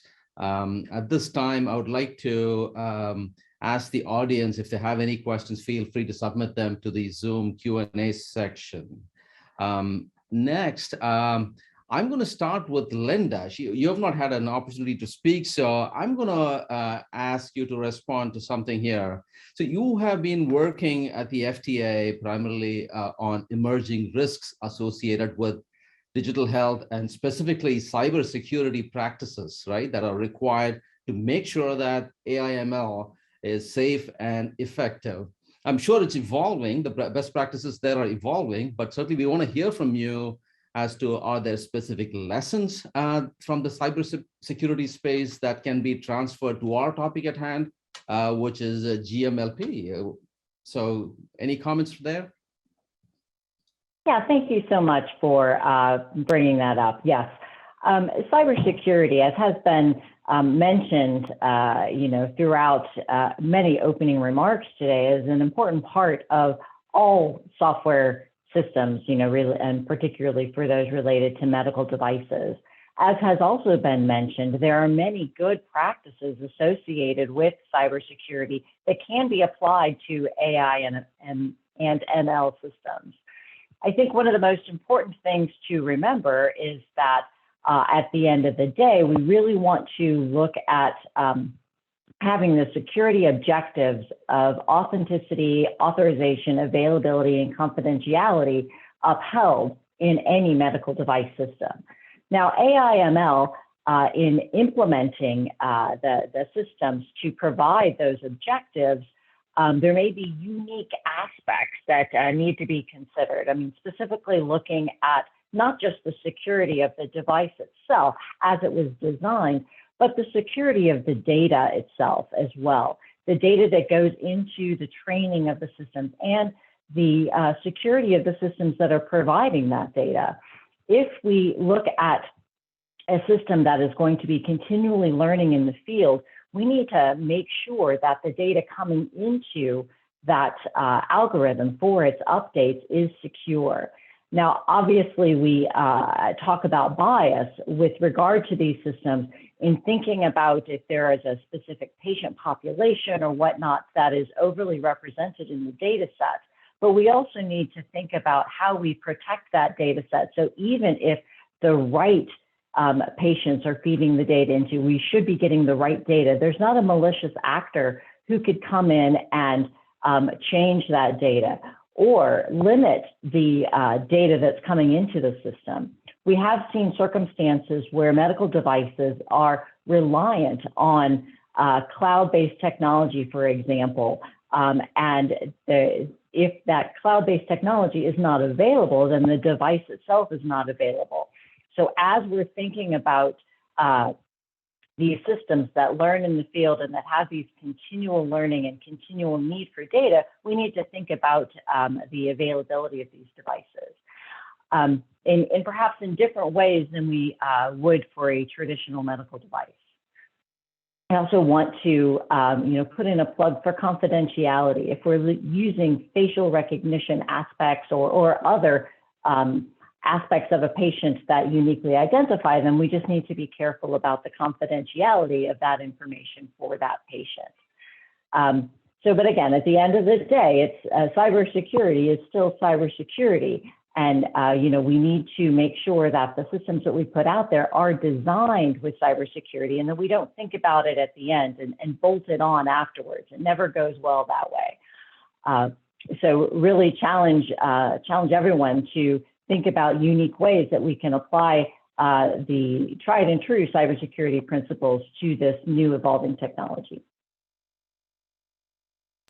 Nice, that's very good. I'm going to start something which is very, very simple initially, and then take it on from there. So what does the term good machine learning practices mean? Does anyone want to comment on that? Jenna, do you want to start with that?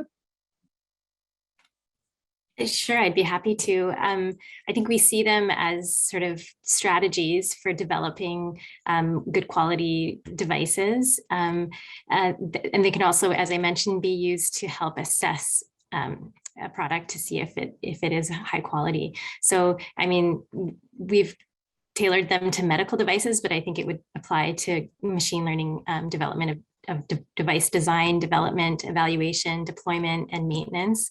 And they lead to high quality, safe, effective products, ideally.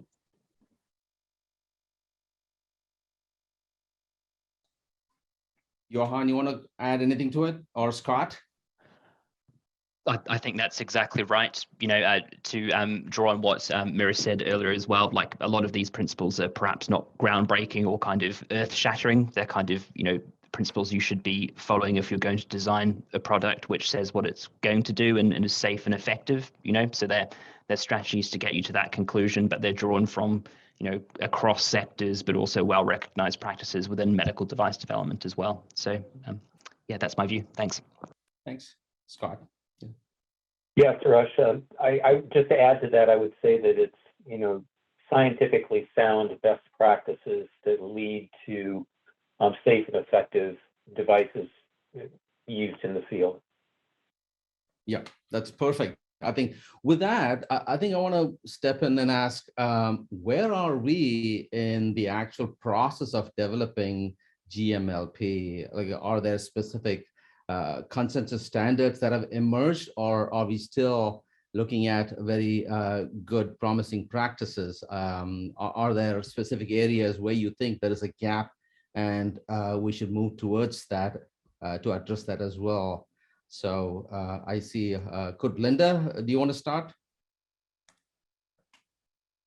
Sure, and certainly standards are evolving, you know, in this area, and certainly looking at cybersecurity standards. I know I'm going to sound like a broken record when I keep talking about cybersecurity, and I think that you know, just like has happened with the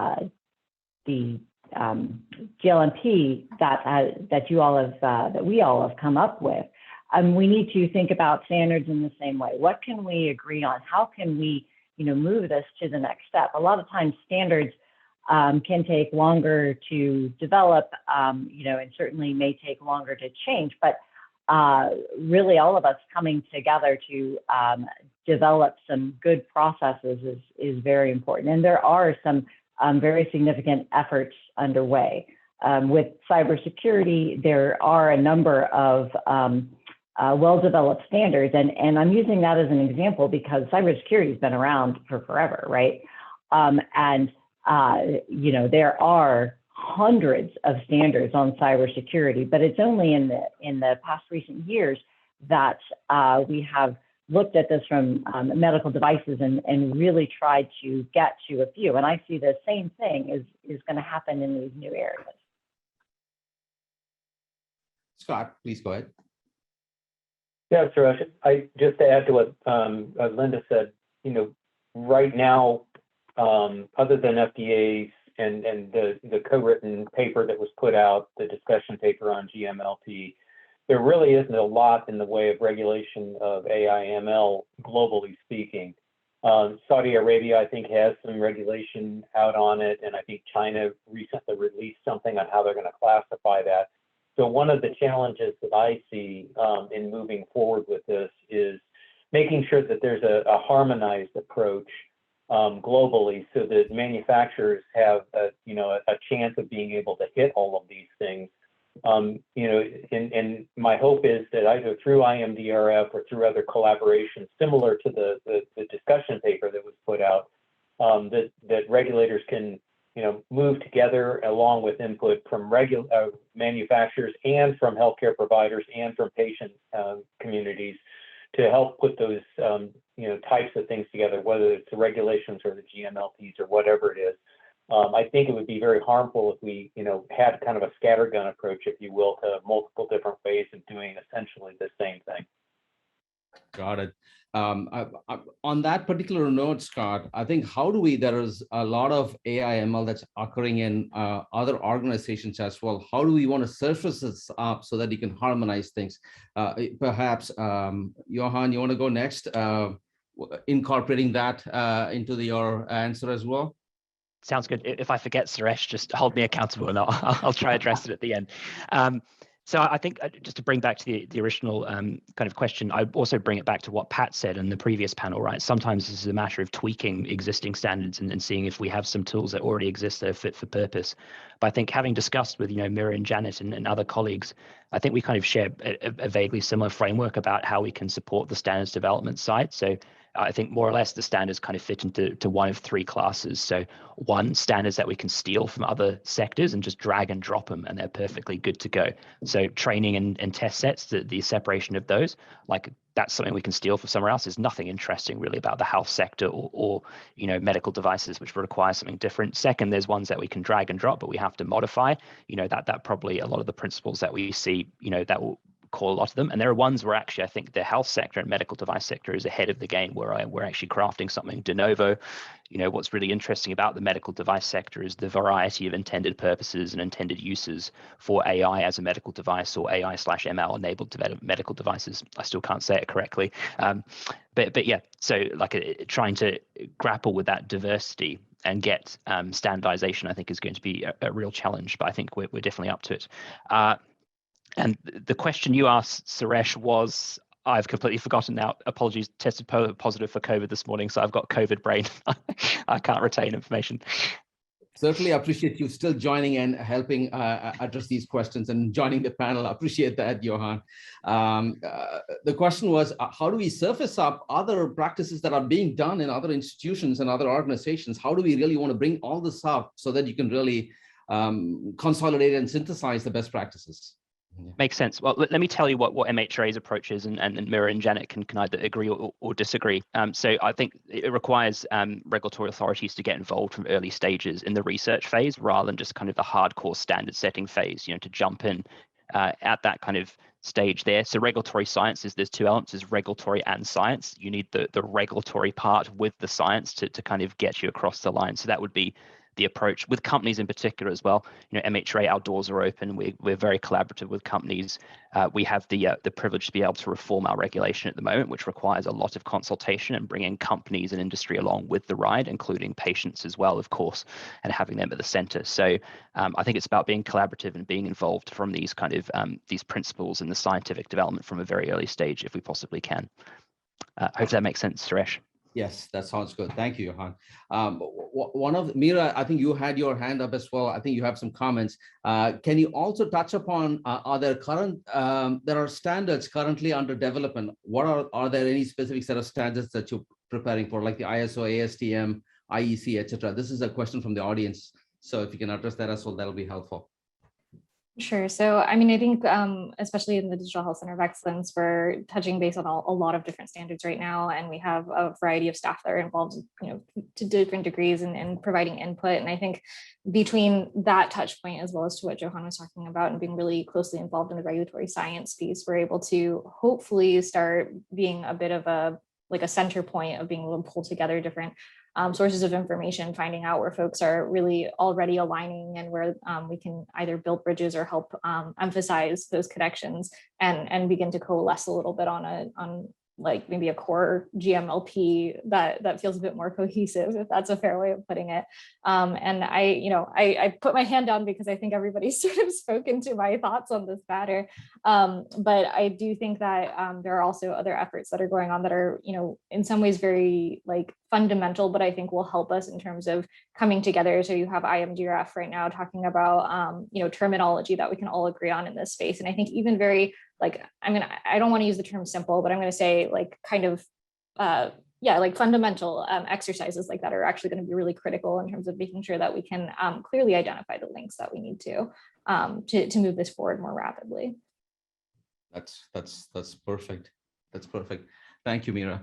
I know that you released the guidelines for GMLP. So working closely with, I'm assuming, MHRA and also with Health Canada, what are your next steps? Are you continuing to work together? Are you going more into the aspects related to ML practices, good machine learning practices, or is it going to mesh along with the regulatory aspects as well? was it still for me? Still, I'll start off. I guess I'll say, I'm not going to speak for Janet and Johan here, but as far as FDA is concerned, we really want to continue these collaborations. I think we're all sort of. Thank you for the thumbs up, Johan. I think that we're all kind of running in very similar circles. There's of course a number of other regulators that we're all speaking to in varying capacities as well that we're hoping to see join in on a lot of these efforts. And then, of course, we're doing our sort of we'll say more independent work and bringing some of those learnings back together. So by no means was this supposed to be a one-stop collaboration. And I think it's a little bit of a yes and in terms of, yes, we're going to probably be moving forward on a number of different efforts in parallel to help pursue, kind of deeper evolution of the GMLP itself. And then also, I think other more maybe like regulatory focused harmonization type efforts kind of surrounding the general infrastructure, if we can put it that way. But I'll pass it to my colleagues there if they want to add to that. Sure, I can jump in there. I echo everything you've said, and I'd say that we see this GMLP publication as a real success and look forward to similar initiatives on other topics and agree that digging deeper into GMLP, but also exploring other specific topics is sort of top of mind. I'll be the third and last wheel to this equation. I absolutely agree with that. I think I would be incredibly disappointed if we didn't have further collaboration on this. I think also the kind of base consensus through the talking is kind of there. There is low hanging fruit for us to grab and kind of bring forward to further harmonization, and also pushing it forward through some of the bodies that also have been highlighted as well by Scott, for instance, IMDRF, crystallizing this to make sure it's not the three of us on a walk of our own, I think will be really important to take the rest of the world with us. So we look forward to talking further, I think. Not that we aren't talking now, but anyway, I'm going to stop talking, Suresh, and hand it back to you. I would like to squeeze in a couple of more important sets of questions that we have. I think there are a lot of questions coming from the audience as well. So I'm going through one. So one of the questions is, to what extent do the GMLPs apply to AI uses more broadly, for example, in medicine development or in clinical trials? So anyone who wants to answer this? Scott, you want to, from your external non-regulatory perspective, what are your thoughts on that particular front? And then we'll move to the regulatory side. I think some of the concepts probably fall into the same place in use in the other domains, if you will, within healthcare. You're still going to be concerned with the quality of the data coming in, the representativeness of the data, making sure that you've got the training sets and the validation sets separated from each other. One thing that hasn't been talked about yet, but is also important, is human factors and the usability. So not only from the end user perspective, but also understandability of the information that's coming out for the patient, as well as the healthcare provider, and making sure that that information is provided in a way that both of those audiences can readily understand and trust that's coming out of it. So I think a lot of the same concepts that you have in GMLP for these kinds of AI-enabled medical devices would apply for how you would conduct clinical trials, making sure that you get the right types of individuals relative to the goals of the trial and included in the trial, how you get utilize the application and development of a drug or something along those lines. So conceptually the same. You get down to the nitty-gritty details, and there's going to be some differences there that are going to be nuanced for that particular domain. Got it. Thank you, Scott. Anyone? Linda, you want to comment on that? And Johan as well, briefly, and then I want to move to another topic. I'm not sure I have a whole lot more to say than what Scott said. Yes, the concepts absolutely should apply. The way that the GMLP were drafted, they're good practices for machine learning overall, and not just for medical devices. And just to add one sentence over and above as well, I absolutely agree with what the previous speakers said, but also to point out, at least from the MHRA point of view, within our jurisdiction, you could have software as a medical device within a medicines trial as well. So the regulation might actually just strictly apply from a medical device perspective for AI used, say, for patient stratification, if it's affecting patient care, at least in our jurisdiction. Again, can't speak for Mira and Janet here, but might be the same. Thanks, Johan. Anything, Janet, to add? One last quick, pardon, thanks. One last quick question. I think this has been brought up by Mark McClellan right at the beginning, along with Jeff Shuren, which was transparency, explainability, and bias, right? I think ML models in general use data reflective of the real world. And we know that using that can actually perpetuate harmful biases and discrimination if it's unchecked. So given that, should fairness and bias elimination and model risk management, which Scott mentioned, should it be part of harmonized effort across the globe, across the nation? That's something which we want to discuss, but I don't know whether we have enough time. We're running short of time. So Mira, you want to say anything, any comments on it before we close it out? Sure, I'll keep it super, super brief then. A small plug, I suppose, for CDRH, one of our strategic priorities is absolutely advancing health equity. And I think that's a public health issue of global scale.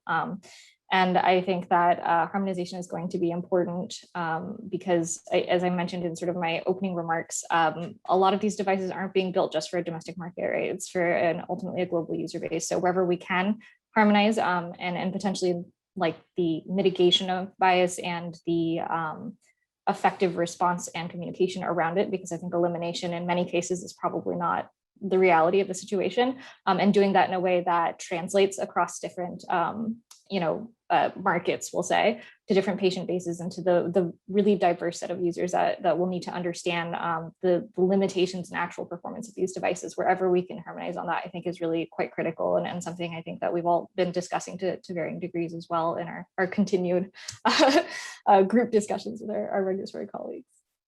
Sounds good. With that, I want to thank the panel for the excellent discussion and very much appreciate the efforts and for pulling in the community to really drive GMLP. Thank you for that. And with that, I'm going to transfer this over to Christina. All right, welcome back. Thank you so much for joining us again. We are going to be moving into our third session, and I'm thrilled to introduce the moderator for the third session. It's Dr. Rachel Hendricks-Stirrup. She is the Research Director of Real Evidence at the Duke Margolis Center for Health Policy. And as a researcher, bioethicist, and policy practitioner, her work centers on addressing implementation and legal, ethical, and social implication issues at the intersection of health policy and innovation. So Rachel, I'm going to turn this over to you. Wonderful. Thank you so much. Welcome to session 3. Very happy to be here and kick off this next session after a wonderful session 2. I think we can all agree that that particular session was definitely interesting and looking forward to making this session equally interesting, if not more, hopefully. But anyhow, for our next panel, we'll focus on what might be needed to understand the real-world performance of these devices and how these data can be used to support long-term evaluation, as well as monitoring of AI/ML-enabled devices that come to the market, and then also track the performance of their algorithms over time. So I want to ask now for panel 3, if you're not already on video, if you can join us on video for us to get started, as I'll introduce each participant. So our presenters today are Andrew Auerbach, Professor of Medicine, University of California in San Francisco, or UCSF. We also have Vinay Pai, who's a general engineer in CDRH within the Office of Strategic Partnerships and Technology Innovation in Division of Digital Health at the US FDA, or Food and Drug Administration. We also have Robert Zusterziel, who's the Senior Director of US Regulatory Science and Strategy at IQVIA. Also joining us, Barbara Evans, Professor of Law and Engineering at the University of Florida. And then lastly, Nick Patrick, who's the Deputy Director for the Division of Imaging, Diagnostics, and Software Reliability at the US Food and Drug Administration. So very happy to introduce our panelists. Looking forward to a great discussion for this session. I'll go ahead and turn it over to Andrew, who'll have about 3 to 5 minutes to to chat and give some opening remarks, and each panelist will move through after Andrew to continue on before we engage in a broader discussion with the group. So Andrew, I'll turn it over to you. Thank you so much.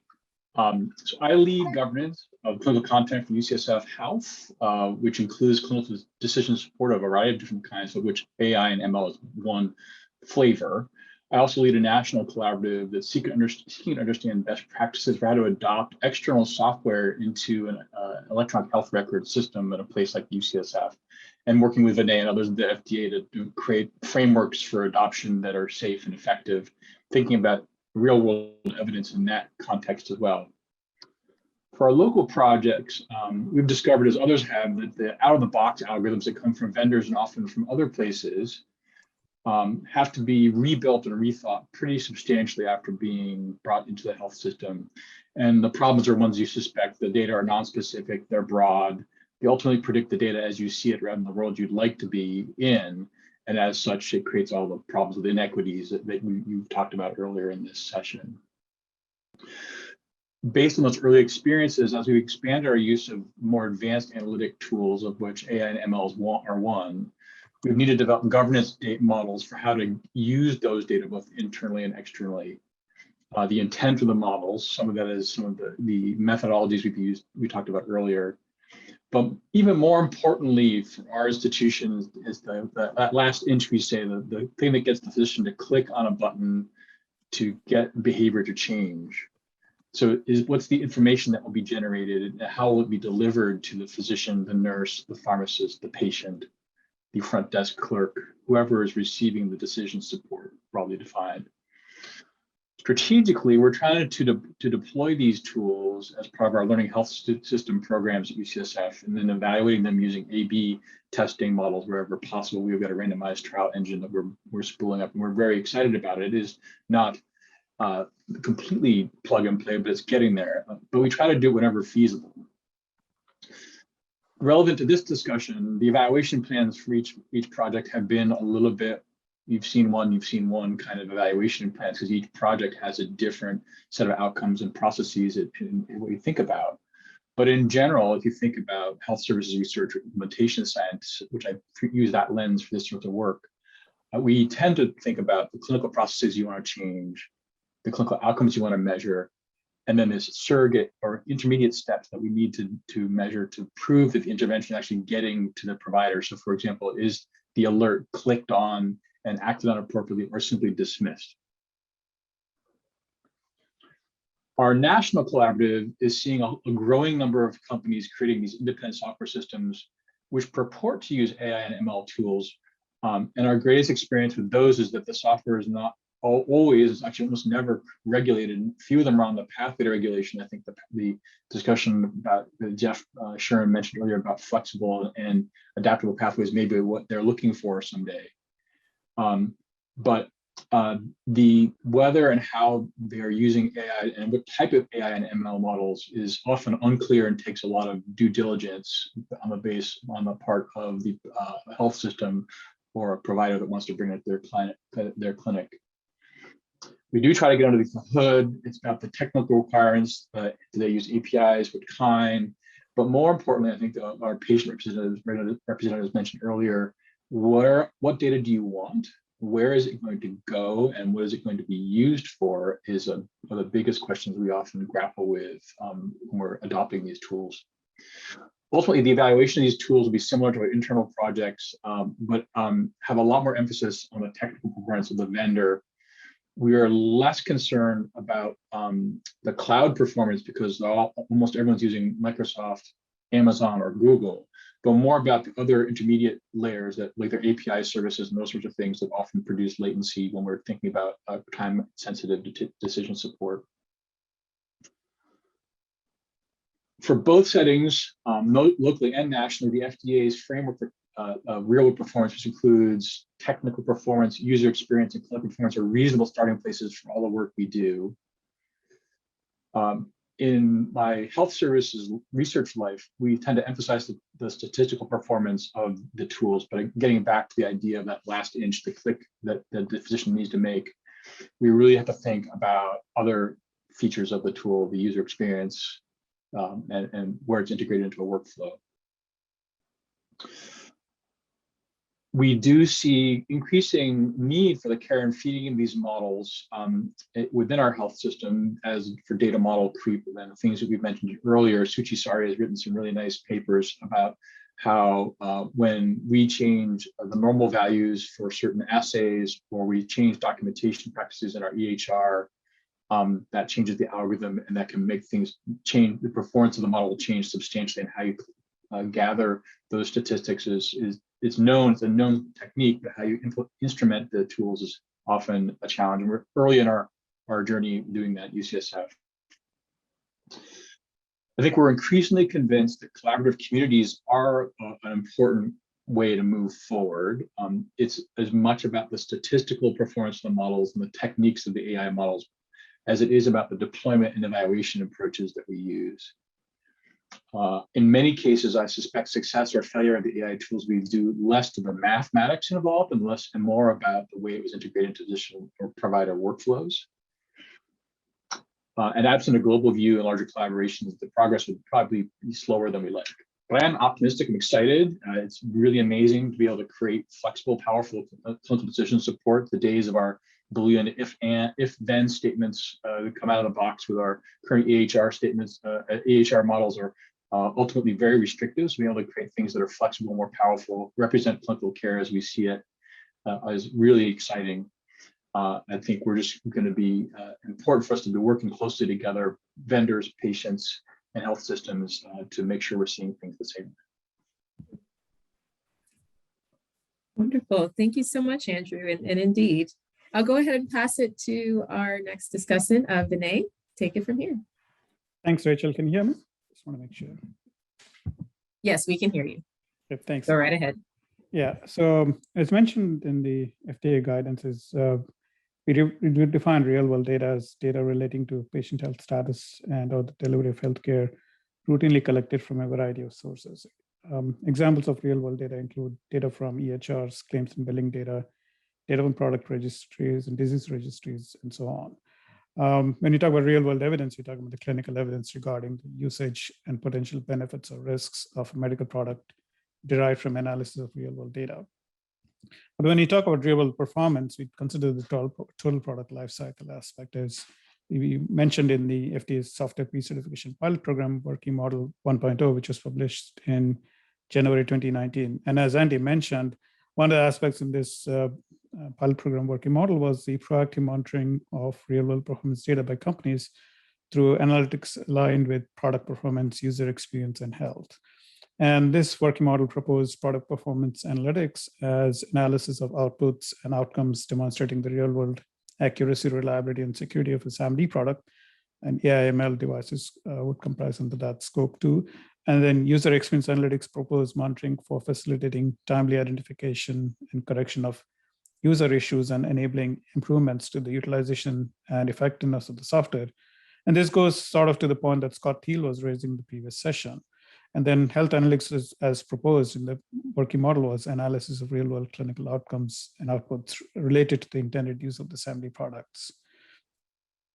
Switching gears a bit, the 2019 AI/ML white paper that we released outlined the vision that real-world data and real-world evidence obviously plays a really key role in ensuring that the AI/ML-enabled SAMDs that are deployed in the marketplace perform as expected so that we can ensure safety and effectiveness. And this is also something that Matthew Diamond mentioned in this session, the first session related to TPLC, or total product lifecycle approach. And we believe that this approach enables the manufacturers of all these devices to reuse real-world data to not only get a more complete picture of how the products are being used, but also get insight into how they can improve these devices to better serve their consumers and improve the safety and reliability of the devices by being proactive in responding to any concerns that may arise related to safety or usability. When we released the action plan in 2021 for AI/ML, one of the things we did was we outlined some of the aspects of real-world performance that we're starting to work on to get a better understanding of these AI/ML devices. Some of the aspects that we talked about was working with different stakeholders on a voluntary basis to support piloting of approaches to monitor real-world performance. coordinating with other ongoing FDA programs like the NEST Coordinating Center that has been brought up before, collaborative committees that Jeff and everybody else has been mentioning on this at this meeting, CERCs and other such efforts, and also developing a framework that helps both device manufacturers and consumers, the various stakeholders on the consumer side of the view, understand how various performance measures and metrics can be gathered, validated, and evaluated in a seamless manner.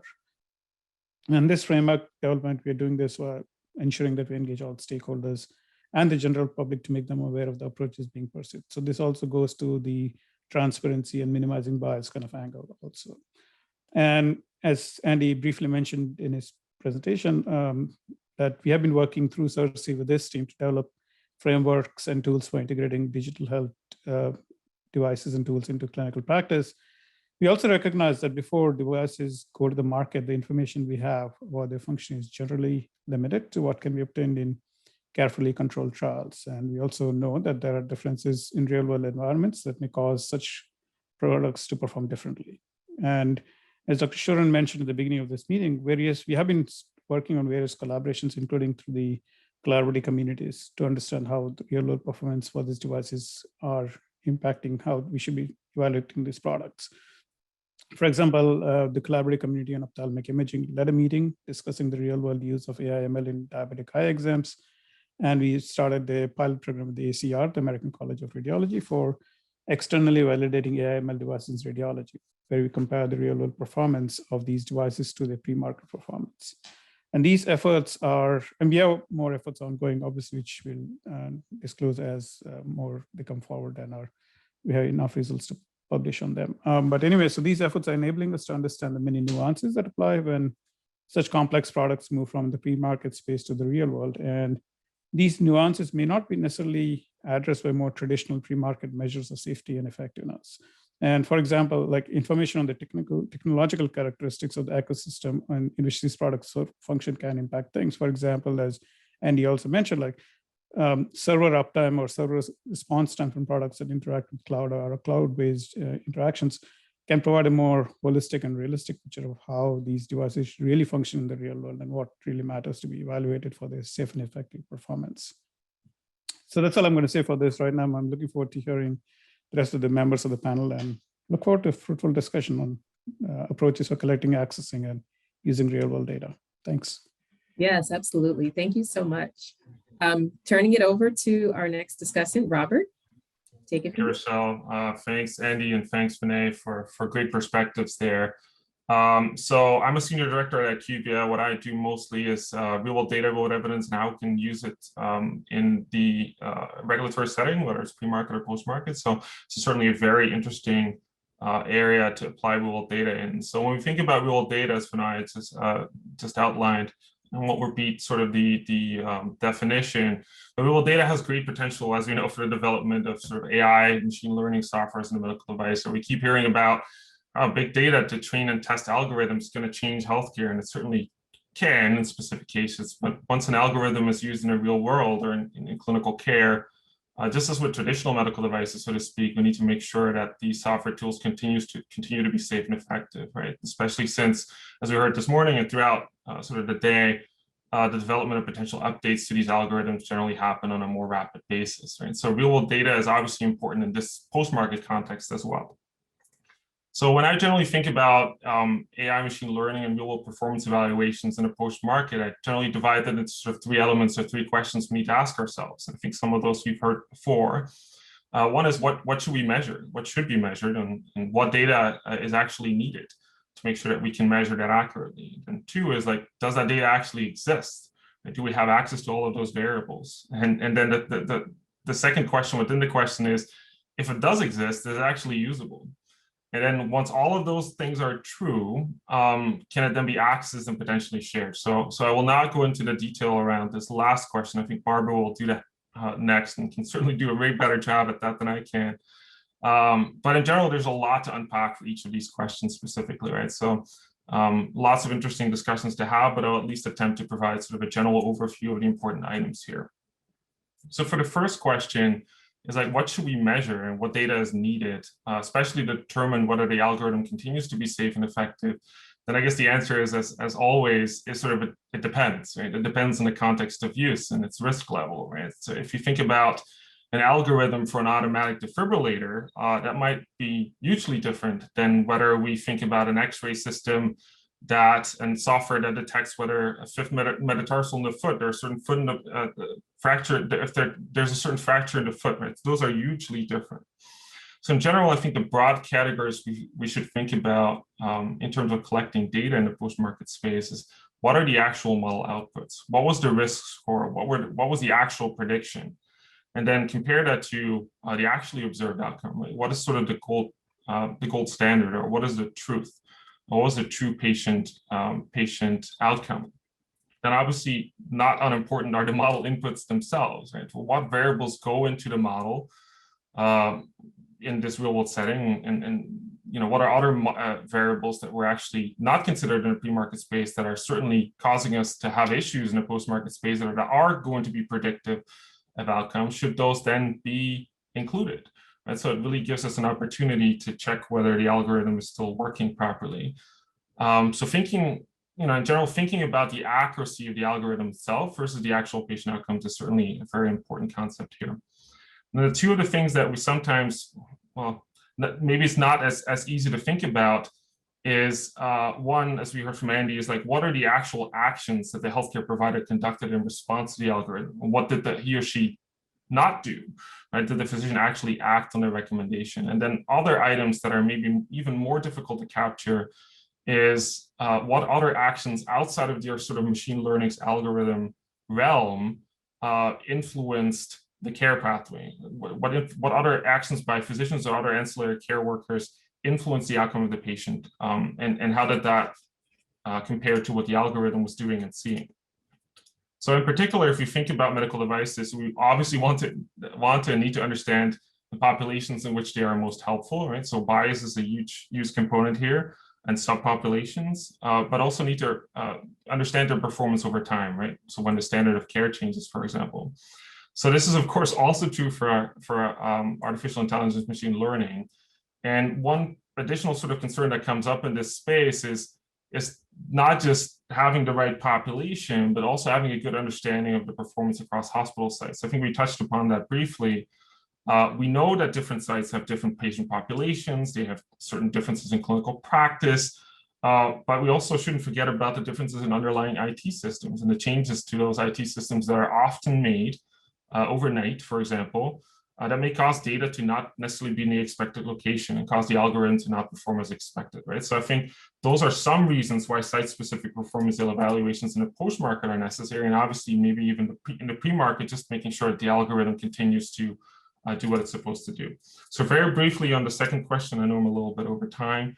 So now, does that data actually exist? And if it does, is it actually usable? Right? So if you think about real-world data and its variables, again, depending on the context of use, we generally have demographics, most diagnostic information, so procedures, vitals, labs, and most of these are relatively standardized. But in certain instances, the items I've discussed earlier may not actually exist in real data sources, right? So for example, if you think about the monitoring of all the actions the clinician took, and when compared compared to the algorithm and when the algorithm gave the recommendation, those things are really hard to capture.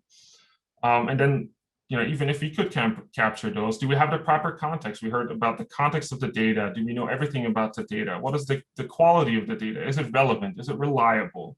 Then thinking about interoperability and standardization, how do we make sure that all the algorithms that are applied across these different sites are looking at the same thing and are considering the same items that are defined the exact same way?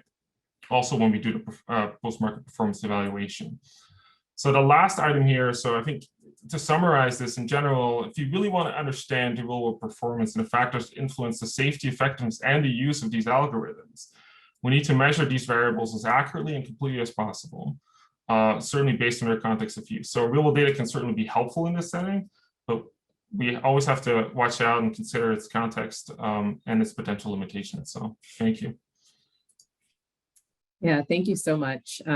Very informative. And I do want to encourage those who are attending the session today. If you have any questions, please feel free to drop them in the Q&A We do have time set aside for Q&A, so we'd be happy to start collecting questions along the way. I'll go ahead and move forward to our next discussant, Barbara Evans. I know you will be presenting a slide, so we'll get that up for you. Please don't. No, okay, no worries. I wanted not to use it at first. Okay, well, go ahead, take it from here. The floor is yours. Well, I'm delighted to be here. And obviously, we're speaking about some very big challenges that FDA and other regulators are facing, as well as the community. How do we make these AI, ML medical tools useful and safe? And that means safe as they're designed and validated and presented to regulators, but also safe in the actual clinical use. And somehow they need to be regulated in a way that will make sure they are safe. And to do that, we need access to real-world performance data. And to a large degree, that means HIPAA-protected clinical real-world data. But we all know that we're facing a much more complex problem. We need social determinant of health data, which may be under other frameworks for educational privacy, financial privacy, substance abuse privacy. We may need multi-jurisdictional data sets so that we'll be coping with Canadian law, European law, other jurisdictions. And it just gets to be very hard to have the data to enable the regulators to do what they need to do. Ultimately, we need a combined approach. There's two ways to solve this problem. One is sort of to move the data to the AI/ML model. And that means taking advantage of all the legal and ethical pathways for sharing and using data for this socially beneficial regulatory purpose. But also, ultimately, some data can't move that would be useful to have. And for that, we need system architectural solutions such as federated data holding so that the data don't have to move but still are accessible. And as we face that challenge, I wanted to raise 2 points that I think often are not noticed. One is when you look at a regulation like the HIPAA privacy rule, and this is also true of EU GDPR when you delve down into the member state level, it's true that what questions a regulator asks and how it asks those questions affects whether data are going to be available to answer the question. And to give you a concrete example, the HIPAA privacy rule has a pathway in it that will let HIPAA-covered entities move real-world clinical data to a software company or drug or device manufacturer that is FDA regulated if that entity needs the data for regulatory compliance. What that means is if FDA says to a software developer, you have to do some post-marketing surveillance of this product, and maybe passes a binding regulation that says you have to do it, that opens up that HIPAA pathway. The way the privacy thinking goes is if a public health regulator says this is really necessary, then that puts a great balance on social benefit that may outweigh the individual's right not to have their data used. But if FDA does everything through guidances, it's never putting the questions at a level that opens that privacy gateway to data access. I understand that at this early stage of regulating this, it's nice not to have mandatory requirements as we learn how to regulate it. But at some point, we need to think about doing some regulations because that will unlock access to the data that are needed to make this safe. That was my first point. My second point is more directed at bioethicists who may be in the audience today. AI, ML medical tools present us with a context where we need to perhaps ask ourselves for the first time, are our consent norms part of the structure that is contributing to structural inequity? When we require consent for data access, there are differences by gender, by cultural and ethnic identity on how likely people are to consent. And if we can insist on consent and don't take advantage of legal pathways such as public health uses of data and so forth, we may be inviting people not to be in the database, and it can be very deadly to you not to be included in an AI ML training data set. It means the resulting product may not be fit for purpose for you and people like you. So we need to put consent norms on the table as something that we need to critique whether that is contributing to non-inclusivity of our data set. I think I've used up all my time. I just wanted to put those two questions on the table. Thank you. Thank you so much, Barbara. I'll turn it to our next discussant, Nick. Go right ahead. Hi, thanks. And thanks so much for letting me be part of the panel. I appreciate it. So I'll try to be really quick and just sort of go through a couple of the main sort of regulatory questions or thoughts to be thinking about as you think about real world data. One is, first of all, just keeping in mind there's a lot of different varieties of AI ML. Some are diagnostic that are very specific, as was pointed out before. Some are for very high risk applications. Some are for very much lower risk applications. Some aren't even really part of the device as far as the functionality, but a supporting role for a particular device to operate, like an optimization of an image acquisition or something like that. So there's a large variety of AI. So we want to start to think about, are there certain areas where you want to tailor the real world data to be appropriate for these particular areas or applications or device types? The other thing I think it's worthwhile to keep in mind is what if you're thinking about real world data from a regulatory perspective, from an agency FDA type of perspective, what are we looking for? What are we looking for in our data? First of all, we're obviously looking for pre-market. What data is necessary to establish the safety and effectiveness in a pre-market setting? We're interested in how do we establish the continued performance of a device when it's out on the market? And there are, we can have devices that are on the market, especially AI ML, where it changes to the input, like the imaging systems or the data acquisition systems have changed. Those aren't part of the AI system themselves, but they have an impact on that system. Or there's a change, as was mentioned before, on the IT system in the architecture. That may also have an impact on AI ML. So we're interested in that continuation of that. We're also interested in what type of QA/QC is necessary for these devices. I mean, typically we don't have a lot of QA/QC requirements around AI ML, but maybe those are things that are needed. And if they are, then what type of data, what type of processes need to be put in place in those areas as well. As we mentioned before, things like the user experience are really important. And then as we evolve into these more, quick modifications or continuous learning types of AI ML, or locally implemented. So it's in San Francisco, it's one implementation. In Michigan, it's another implementation. Another hospital, it's a different implementation because it can be tailored to those local populations more appropriately. How do we approach that regulatory perspective? And then what type of real world data makes sense in those scenarios? The other area I just wanted to mention was thinking about what types of real world data, and this again was brought up, what do we really want to see? I mean, of course, we'd all love to see high level performance data in the real world setting across large numbers of population. That is great data to obtain. It's also very difficult and it's complicated and it probably takes a lot of money and resources to obtain. So but there are a lot of other things we may be interested in. Are there adverse events happening? Can we manage that? Are we being able to see those? How is it actually implemented in the clinical setting? So we may have rules around what we think it's supposed to happen. The company may say use it this way, but once it gets in the clinical setting, it's changed. It's used in a different way. Can we see that? Can we establish that? Can we see when those changes occur?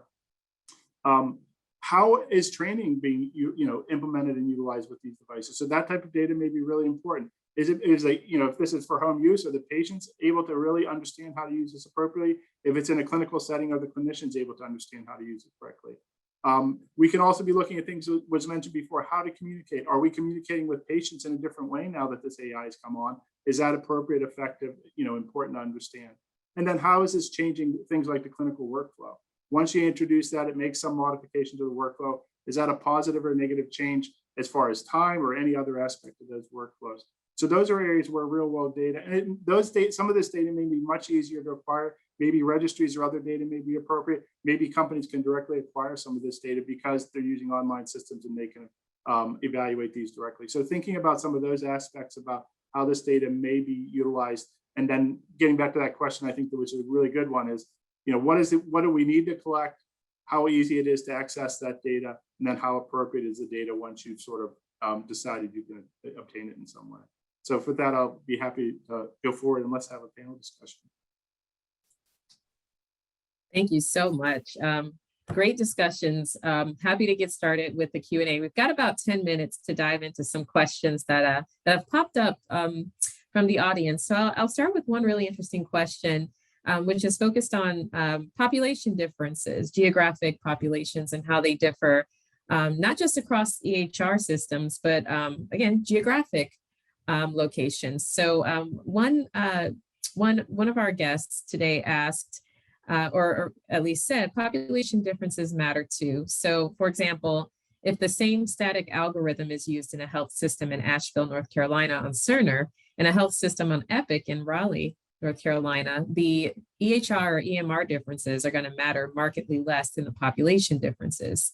And that has been the biggest real world challenge so far on the implementation side of AI and ML. So a question for the group, what are your perspectives on how these population differences might intersect with system differences, and how that might manifest in some, I wouldn't say irregularities, but might manifest in some potential confounders or population level characteristics that might draw into question some of the methodological approaches that one might be taking for AI and ML development and implementation.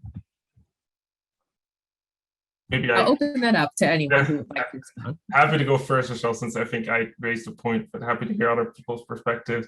Certainly agree, right? Population differences are huge. I mean, it all depends on, again, where that algorithm is applied, and what works in one system can fall apart in another system. It all depends. Even if you think about prevalence of diabetes, for example, in different states, if we're trying to, predict diabetic retinopathy, then, in a state where there's a lot of diabetes, that might be a little easier compared to in a state where that's not the case, or in a specific geographic area where that's not the case.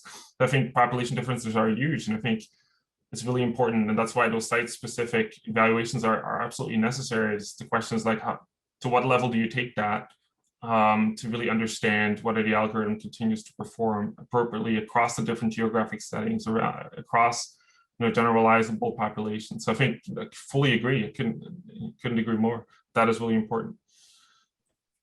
I mean, I think I would add to that when I hear two things. One is that, and Nick can probably add on this one, that we have been working through a Search 3 environment where we're trying to understand how we can test different AI algorithms to understand where are the weak spots when they're rolling out to different populations or different kind of subpopulations, to understand, yes, you can work well here, but in these areas, maybe not. And so the second part of that would be making sure that when these software roll out, that there's labeling, clear labeling indicating part of the zones of use, sort of, so to speak, like where can you actually use this software with confidence, and where it might be difficult to generalize any statements you make based on the software, because the training data that was used to get the results that it's getting were not representative of what you're seeing in your actual population. So that might be the other way to think about it. The other thing I'm also thinking from a positive perspective is you can almost always think about it also that, as I think Robert was mentioning, I mean, if you learn about diabetic retinopathy from one population, you can potentially use that to help guide your software in an area where you may not have in a population, but the one person who's moved from the first area to the next area can be actually benefited from having seen those lessons in that system. So you want to be careful not to just throw the baby out of the bathwater kind of thing. So as unique as AI and ML are as a technique, or at least in terms of healthcare, this is actually a classic problem of all implementation science problem projects and spread. The unique part of this is that AI and ML are built on a data model that is also representative of local practices and standards. So disentangling the differences between the math, and I think there's a question here about transfer learning models. That's where you do statistical things like cross-validation and testing, but you also have to look at how EMRs are configured, who documents what, does there an executive sponsor, all those things that you think about if you're a CQO or a CMO. So that's why this is really a multi-component, multi-dimensional evaluation model, and the stuff that Vinay and I spent hours and hours talking about on our phone calls, trying to figure out how to square that from a regulatory standpoint is challenging. Absolutely. Well, thank you for that. I'll move on to another great question in the Q&A. And I think a question that really draws on what Berkman mentioned in session 1 about ground truth. But I'll read the question here, or the statement. A challenge for post-market evaluation on real-world data is that often diagnostic AI is preferably evaluated against truth, or the clinical outcome rather than against clinicians or proxies thereof. Such clinical outcomes can be burdensome or expensive to collect, especially in chronic diseases. Though in acute conditions, clinical outcomes may be more immediately available and at relatively low burden. So what are your perspectives, at least on what has been referred to here as ground truth, or ground truth as it represents clinical outcomes rather than certain proxies that might be implementable from a clinical outcome standpoint? So this is Nick. I can get started a little bit on that. I think it's a great question. I think it gets down to a little bit about what types of questions do we want to answer with, say, real world data? Are we looking for societal benefits? Are we looking to see how is society benefiting from this AI in a practical sense? Of course, we'd love to answer that question, but that's a very large and difficult question to answer, and it takes a lot of data to do that. If we build really good real world data systems that allows for integration data, maybe we can start answering some of those questions. Typically from an agency perspective, we're looking at a more immediate, what is the performance, what is the diagnostic performance of this particular AI, or the clinicians utilizing this AI device or patients utilizing the AI, which again tells you a little bit about, have I detected disease or not detected disease? It doesn't tell you very much about, have I done something better than I was doing before? Are the patients going to survive longer? Are there other downstream aspects? So it's important to sort of figure out what question you want to ask up front. Then I think the question is, how well do you want to have, how well do you want to be able to answer that question? We may be able to compare AI with a clinical interpretation. The clinician may be wrong, the AI, they may be both be wrong on some cases and disagree in certain environments, but it may give us enough information to say the AI is generally working pretty well. We're pretty comfortable that it's appropriate in this environment or another environment. In other cases, we really want to know what is the true performance. So we need to get pathology or some other sort of much stronger reference. Those are much more complicated to obtain. So I think trying to tailor the questions around what we need to do and how well we need to answer those questions, I think is going to be really important to decide, again, how do we use truth? What types of truth might we need? Awesome. Well, I think we've got about 2 more minutes for one last question. And I think this question is good, maybe to throw at you, Barbara. So one audience member asked, factors that are crucial for determining algorithm fairness, such as race, gender, et cetera, are oftentimes scrubbed from the training or testing data we gather as PHI. So how do we balance the costs from data gathering overhead, like signing data use agreements, establishing clinical partners, et cetera, with the need for testing across these fairness factors? Well, this is an issue I'm very concerned about and do a lot of thinking about. We've fallen into a standard where a lot of our access to data comes either through consent or de-identification. And those are thought to protect privacy. And the fact is, both have disadvantages. There are meaningful consent biases of who consents, that consent has a disparate impact and you don't get a representative data set always, and it matters here. And de-identifying data according to a safe harbor method where you're stripping away information, that can hide bias, that can hide inequity. You don't see who got erased from that data set after you do that. So there are safe technologies for using identifiers, and we need to get over our reluctance to do that. Also, statistical de-identification is allowed under HIPAA.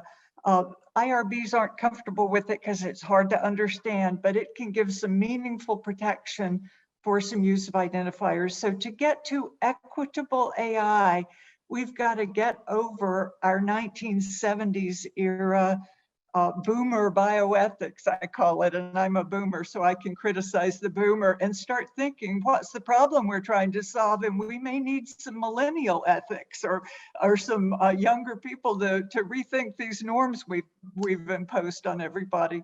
That would have killed our 2 minutes, so I think I should probably stop now.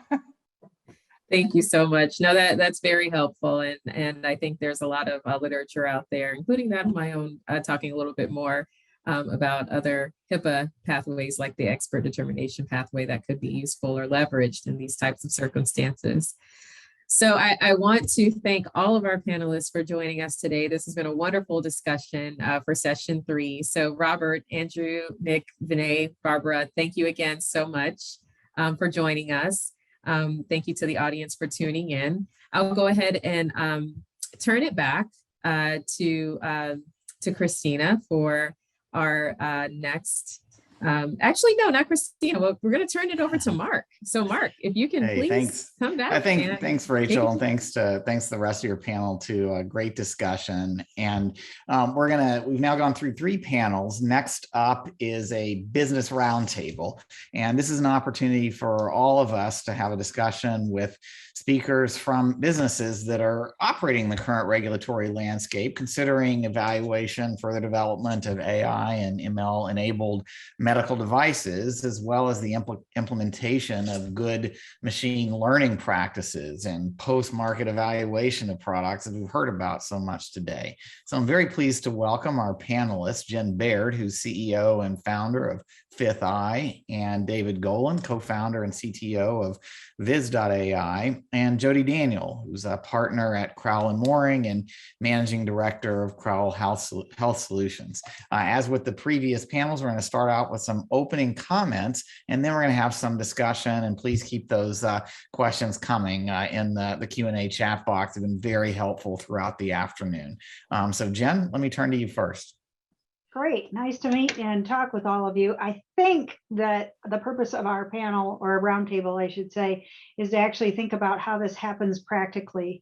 I'm the founder and CEO of a venture-backed startup in Ann Arbor, Michigan. We licensed some technology from Michigan Medicine back in 2018 that was a machine learning trained static model. And we built it into a product and met with the FDA in 3 pre-subs to finally find a regulatory pathway that got us to a cleared de novo in 11 months that cleared in March 2021.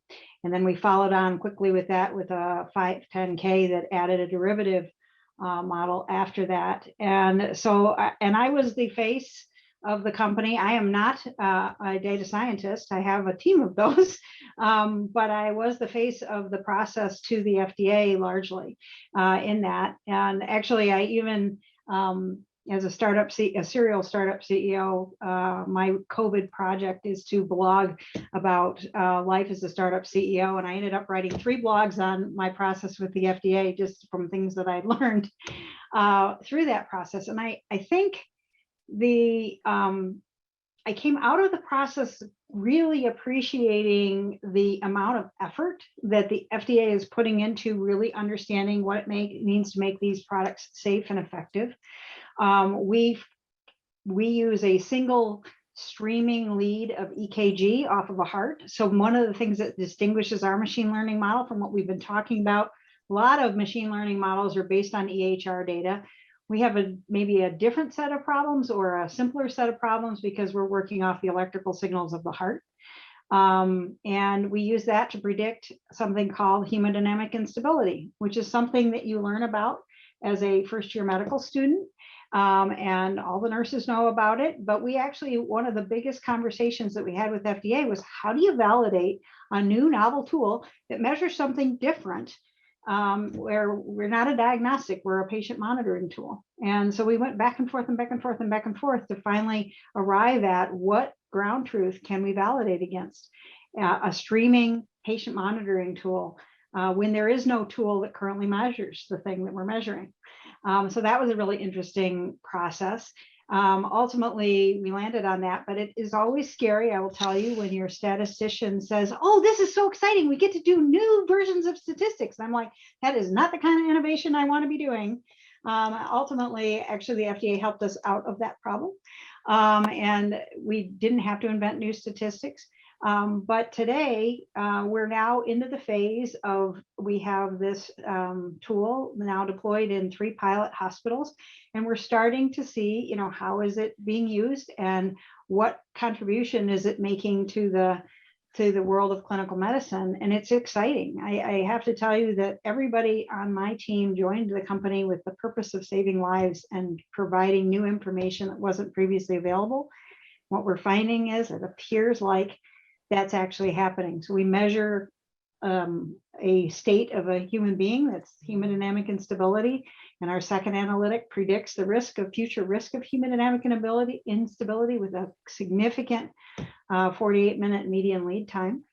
But we're finding that the clinicians are using that to find things that are brewing under the surface for those patients. And we have a case now that, you know, where somebody used our tool to identify a massive PE that had gone unnoticed. Another instance where somebody was, you know, becoming septic and this was noticed, and they're identifying electrolyte imbalances, and most of the triggers are resulting in a change in care. So that's really exciting. But that's not what we were validated against, which was a reference standard on vital signs. So one of the things that's interesting to me is, you know, what does it mean to think about the impact of these things? You know, I'm not a diagnostic for PEs or sepsis. I'm a, you know, derivative that looks at the patient's compensatory behavior. And yet, what do we care about in the healthcare system, in my mind, is, you know, improving the care of patients, using these tools to help people identify problems. And so when we think about post-market surveillance, we're thinking about, okay, what does that mean? Because we actually can't get, I don't think, the data that we validated against in routine use, because you don't collect that data and the hospitals don't store it. And so it's going to be really interesting to try and figure that out. And yet, are we having a positive impact? Well, anecdotally, sure appears like that. I mean, we have a few weeks worth of data. We don't have a ton, but it's looking like it's making a positive difference and actually doing the ultimate goal, which is to save lives. So I'm happy to share more, you know, what kinds of subgroup analyses we go through. I can say this. FDA had us slice and dice our data set every which way from Sunday in the process of getting through that 11-month de novo. And at the end, it got to be almost comical for us, because we'd get a new request and we'd be like, what are they even asking? We don't really understand. Okay, we'll start working on it. We worked on it. We do a subgroup analysis per the request. We'd be like, well, we've never done this subgroup analysis before and wonder what'll happen. And every time it came out good. And I think that fundamentally was reflective of the fact that there's a signal, it's real. And no matter how you slice it up, it's still real. And the statistics bear that out. But it was an interesting process, because there were so many interesting ideas of different angles to go at it. And I felt like at the end, the FDA had really put it through the ringer, which is a good thing. It increased my confidence in the work that FDA does to protect all of us as, you know, users and consumers of healthcare products. Great, Jen. Thanks very much for that perspective, and interesting to hear about the further uses that are emerging for your product. Next, I'd like to turn to David Golan. Hi, thanks, Mark. So I'm David. I'm the Chief Technology Officer and one of the co-founders of Viz.ai. And for those who are not familiar with Viz, basically what we do is connect hospitals to the cloud. We stream CT scans up to the cloud and leverage artificial intelligence to identify cases with a suspected stroke. And we alert on these cases directly to the treating physician through a mobile app where they receive alerts, but can also view the scans and use HIPAA-compliant chat to communicate with each other, with the goal of accelerating care for this highly, highly sensitive condition. We received our FDA clearance in February 2018. This was a de novo clearance. We essentially created what's now known as a computer-aided triage category of devices, where the focus is on alerting or drawing the attention of physicians to specific cases of interest. This is a non-diagnostic device, and they focus more on workflow efficiencies and time efficiencies. And I believe this has become the #1 way for AI in radiology applications to get FDA clearance. I think there's more than 50 different devices with some predicate on this de novo. So it definitely has become very big and meaningful in that sense. And our experience with FDA was very similar, very, very, very positive, very collaborative. Our entire process from our first pre-submission to final clearance was about 9 months. And we received a lot of support from FDA. And since then, we've been commercial, mostly in the US, where the system is commercially installed in approximately 1,000 hospitals. We're processing a patient scan every 33 seconds. We now have additional devices, additional clearances for other acute conditions, brain bleeds, pulmonary embolism, and so on. So from my perspective, and really, I think the important thing from an industry perspective is that FDA clearance is really just the beginning, so to speak. And we're investing a lot of resources in monitoring of our system. The previous panel was about real-world evidence.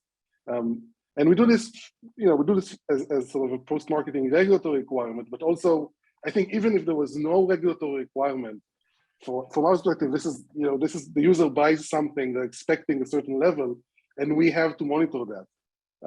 I like to tell the team we have 5 metrics that we use for our algorithms, and these are sensitivity, specificity are sort of the obvious ones, but also uptime, making sure that the system doesn't crash, runtime, how long it takes the algorithm to perform, and coverage, how many of the applicable series are properly identified and sort of sent to the algorithm. This one is very, very, very important because, as someone said earlier, one hospital, then one hospital. There's so many issues with how scanning protocols can be configured. But there's also a bigger picture than just the algorithm. And we also have our product metrics, which typically revolve around user engagement. I guess our #1 metric is the percentage of users that open an alert in the 5 minutes after it was sent. If they're not opening it within 5 minutes, it means they're not deriving any value from the product. So we carefully monitor that, and actually if it's below 90%, and again, this is not a metric we discussed with FDA in any way, shape, or form. It's something that, for us, this is like the philosophy of the company, that this has to be above 90%, otherwise something is wrong. So we monitor that, we monitor user engagement, how they interact with the app, how many messages they send on the chat, and so on. And all this monitoring, we reap great benefits. For example, identifying sites during the go live where the technicians had gaps in their training. They didn't use the appropriate protocol, and were able to say, hey, let's get some training for your guys, and we can improve on that. But also identifying users where the behavior of the users changed. And the one example that I really liked was one of the power users, someone who used the app all the time, all of a sudden really stopped.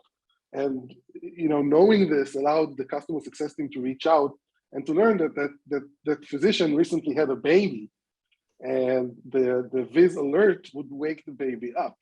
I think everybody who spent sometimes 2 hours rocking a crying baby to sleep would relate. And that allowed us to enhance the product by allowing a configurable sort of type of alert and really address that issue.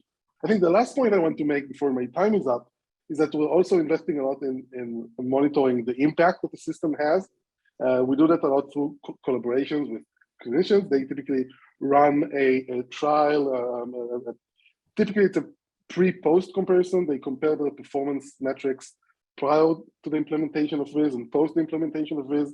And we've had some really remarkable results coming out of that, demonstrating not only sensitivity and specificity like cold metrics of the product, but rather substantial time savings, 66 minutes. We've seen papers quoting reductions in length of stay, improvement in patient outcomes. And I mean, these are some of the results that have been published in peer-reviewed publications. And while these are not part of our FDA clearance, these have been helpful in working with CMS to obtain a reimbursement code for software. So there's actually, through the NTAP program, the stroke detection product can be reimbursed up to a certain amount. I'm not an expert in reimbursement. but this has definitely been encouraging hospitals to adopt the technology. Very good. Thanks very much for those very interesting comments. And next, I'd like to turn to Jody Daniel. Thank you, Mark, and thank you so much to Duke for including me in this panel and in this day. I really appreciate it. So I focus on digital health, and I work with companies that are developing AI and ML technology, and those that are incorporating technology into practice. And I help advise on regulatory considerations. So there are three issues I want to touch on. One is data access, the second is reimbursement, and the third are some comments on FDA oversight of this technology. So with regard to data access, there are two types of data use that I wanted to mention. One is the use of the data to develop the algorithms and train the software. And then the second, which we've talked a lot about, is the use of the real world data or the real world evidence for post-market safety and adverse events or to support coverage decisions. The data is coming often from HIPAA-covered entities such as EHR data or claims data, but also from patients, including growing use of patient-generated data from mobile devices, which may or may not be subject to HIPAA. Generally, when it is subject to HIPAA, HIPAA would allow information to be shared for post-market surveillance or for treatment or care management, but there may be restrictions on use of the protected health information for commercial product development, for developing the algorithms. And in some cases, the algorithm development may fall within permitted purposes like healthcare operations, but when they're done by a device company or technology company, there may be limitations on access to that data, and it may not be for permissible purposes. There are also issues that come up with HIPAA and the development of AI technology because there is the concept of minimum necessary in HIPAA, and that's really in some ways at odds with the needs for access to voluminous amounts of data for algorithm development. On the other hand, when we talk about data, the push for interoperability is really helpful in supporting access to data for development of innovative products and for post-market surveillance. So the ONC and CMS interoperability rules really make it easier for those who need access to data to be able to request and receive that data in machine-readable electronic format. The rules also enable patients to be able to access their data and make it directly available to researchers and to innovators that may want to use that data for development or to improve innovative technologies. On the topic of reimbursement, reimbursement for innovative technology is really clunky and insufficient in my view, and the innovation is really outpacing payment policy. So this is an area where we really need some improvement if we want to see innovation really taking hold in certain types of innovation taking hold. So there's limited fee-for-service reimbursement for AI and ML technology. David just mentioned the NTAP, which CMS will provide additional payment for new high-cost technologies in the inpatient setting. There's some limitations there. CMS is also trying to come on board with coverage of innovative technology in other ways, such as through remote patient monitoring or remote therapeutic monitoring, although there are certain limitations there. We really see CMS trying to figure out the right way to pay for AI technology at the right level, and they're struggling to figure out how best to do this. And then we're seeing issues with developers of AI and ML technologies where the technology can substitute in some ways for some activities of a clinician. Like, for example, if software is collecting information that would normally be collected by the clinician or applying clinical practice guidelines for the clinician to consider in treating a patient, or if there's a chatbot that is helping with follow-up with a patient after hospitalization, this can save time for the clinician.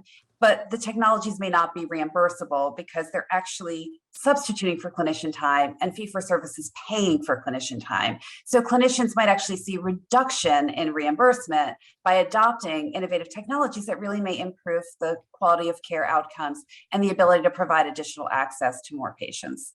Now, that said, on the reimbursement piece, value-based care really does open the door for return on investment for technology that improves efficiency in healthcare outcomes.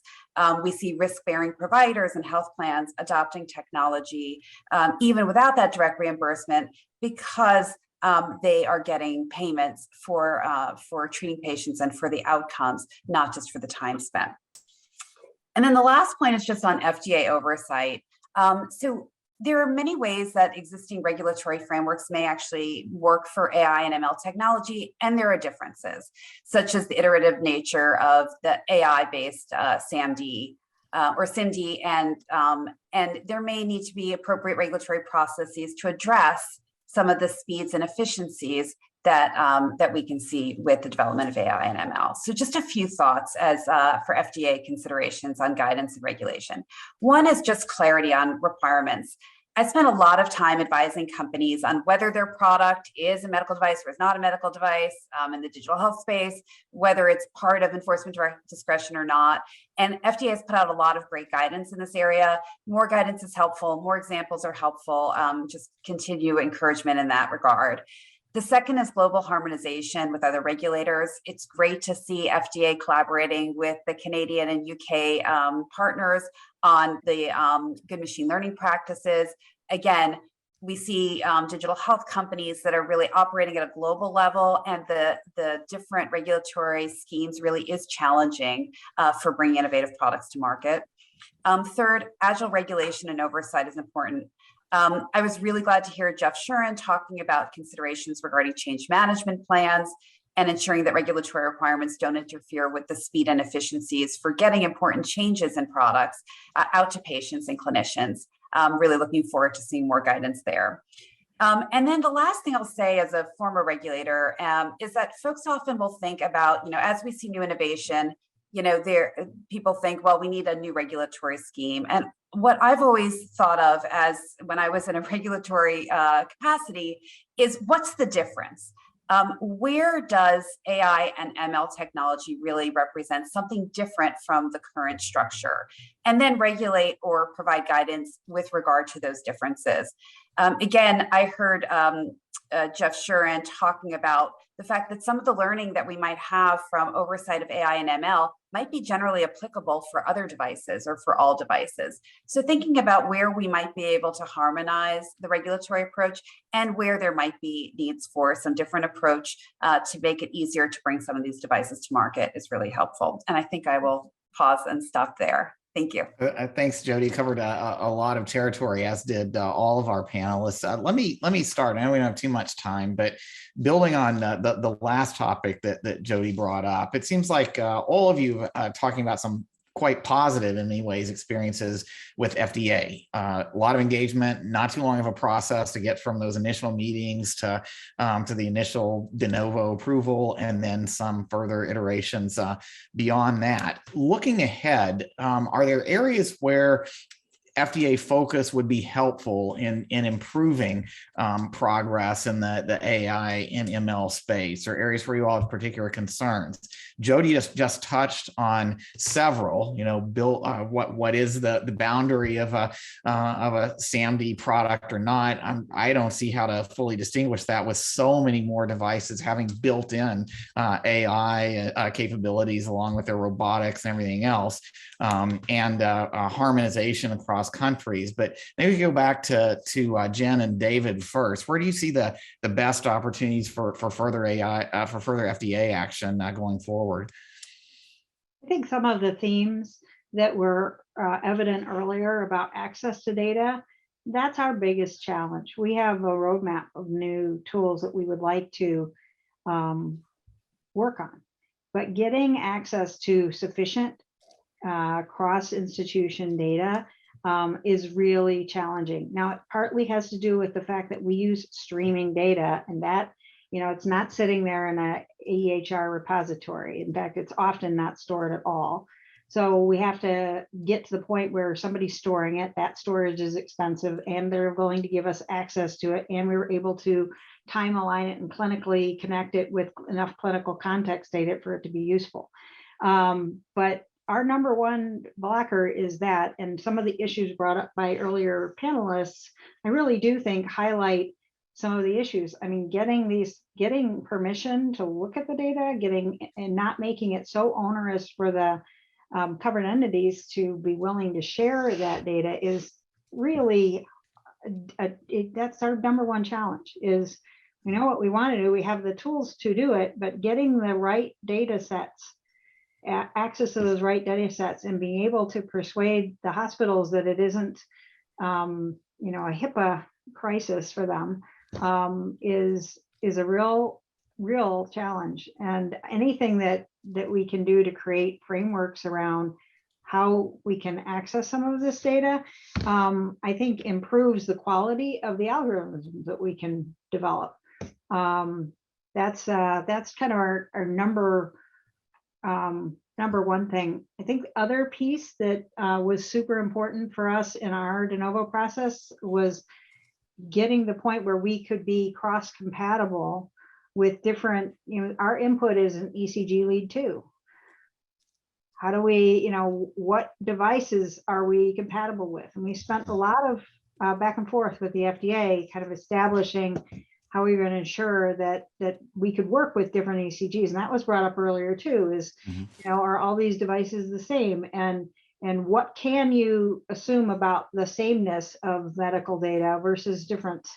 And it's really hard if you're talking about stuff that's manually annotated in an EHR, where you really, one instance of an EHR and the way an EHR is used in one context is different than other contexts. And it makes it very, that kind of, machine learning models and AI are built on data. And if we don't have data or can't get data or have limits on that data, that limits our ability to do a good job of analyzing it. And sometimes it's a ton. Like today, my data scientists are working on 1 billion data points that they're doing an analysis. Yeah. And this is for a peer-reviewed journal article, and you're just like, oh my goodness, how do you get all that handled? That'd be nice. David, anything to add? David, you're on mute. I'm no longer muted. Rookie mistake. So first of all, I think, again, the interaction with FDA was very positive. I think so the de novo pathway, this is one of the upsides that, once FDA wants to set a new regulation, it's sort of a very interactive. But I think Jody said, more examples and guidances. That's, I think, spot on. I think the problems is not in the de novos, but in the 510Ks, where you go there and the mean of interaction with FDA is like, you're a bit in the dark. They don't tell you what they want. You just put out a suggestion and they say sort of yes or no. And that is, I understand where it's coming from, but I don't think it's super beneficial. And there's some places where the sort of ambiguity and unclarity, especially around the new regulation, what FDA expects. And I think the more information they put out there, the more transparency they put out there, it would accelerate the rate of development and eventually result in safer and more effective products. For example, for example, what is FDA's expectation with regards to subgroup analysis? Yeah, and heard a lot from Jen about that too. Jody, I know you already laid out a few priorities for FDA, but just picking up on these last comments, I mean, it does seem like a big challenge, as we've heard throughout the day, is getting representative data on a diversity of systems. And Jen just came back to that. You, Barbara, others highlighted many issues, some understandable privacy concerns, the cost of providing access to the data, the interoperability issues. At the same time, one of the other things Jeff Shuren highlighted was creating these collaborative communities to try to presumably help overcome these barriers on better evidence. Any further suggestions on how those, what is the pathway for creating more incentives for a broader range of healthcare organizations to share their data, especially with the most promising versions of these apps? Is there anything FDA can do to help? That's a really great question. I think I do think it's really challenging, right? There's, between costs, privacy and regulatory requirements of the data holders, it is really challenging. I do think that the new push for greater interoperability does help. There are now penalties for not sharing data when there's an appropriate purpose for sharing that data. So there's definitely more push toward making data more accessible. I think there are more collaborations, like you were highlighting, between health systems and technology companies and device manufacturers, and trying to figure out how best to develop that real world evidence. I think it would be helpful maybe for FDA to coordinate with OCR, since a lot of the covered entities are really worried about HIPAA and HIPAA compliance, to think those things through. And then, honestly, there's some, just need for some, trusted collaborative approaches. And I think, a lot of this, there's some of this is regulatory, and some of it is just like developing the relationships and the trust and the willingness to collaborate on innovation that can both benefit that can benefit the health systems that will be providing that data to the innovators, and those partnerships are just invaluable.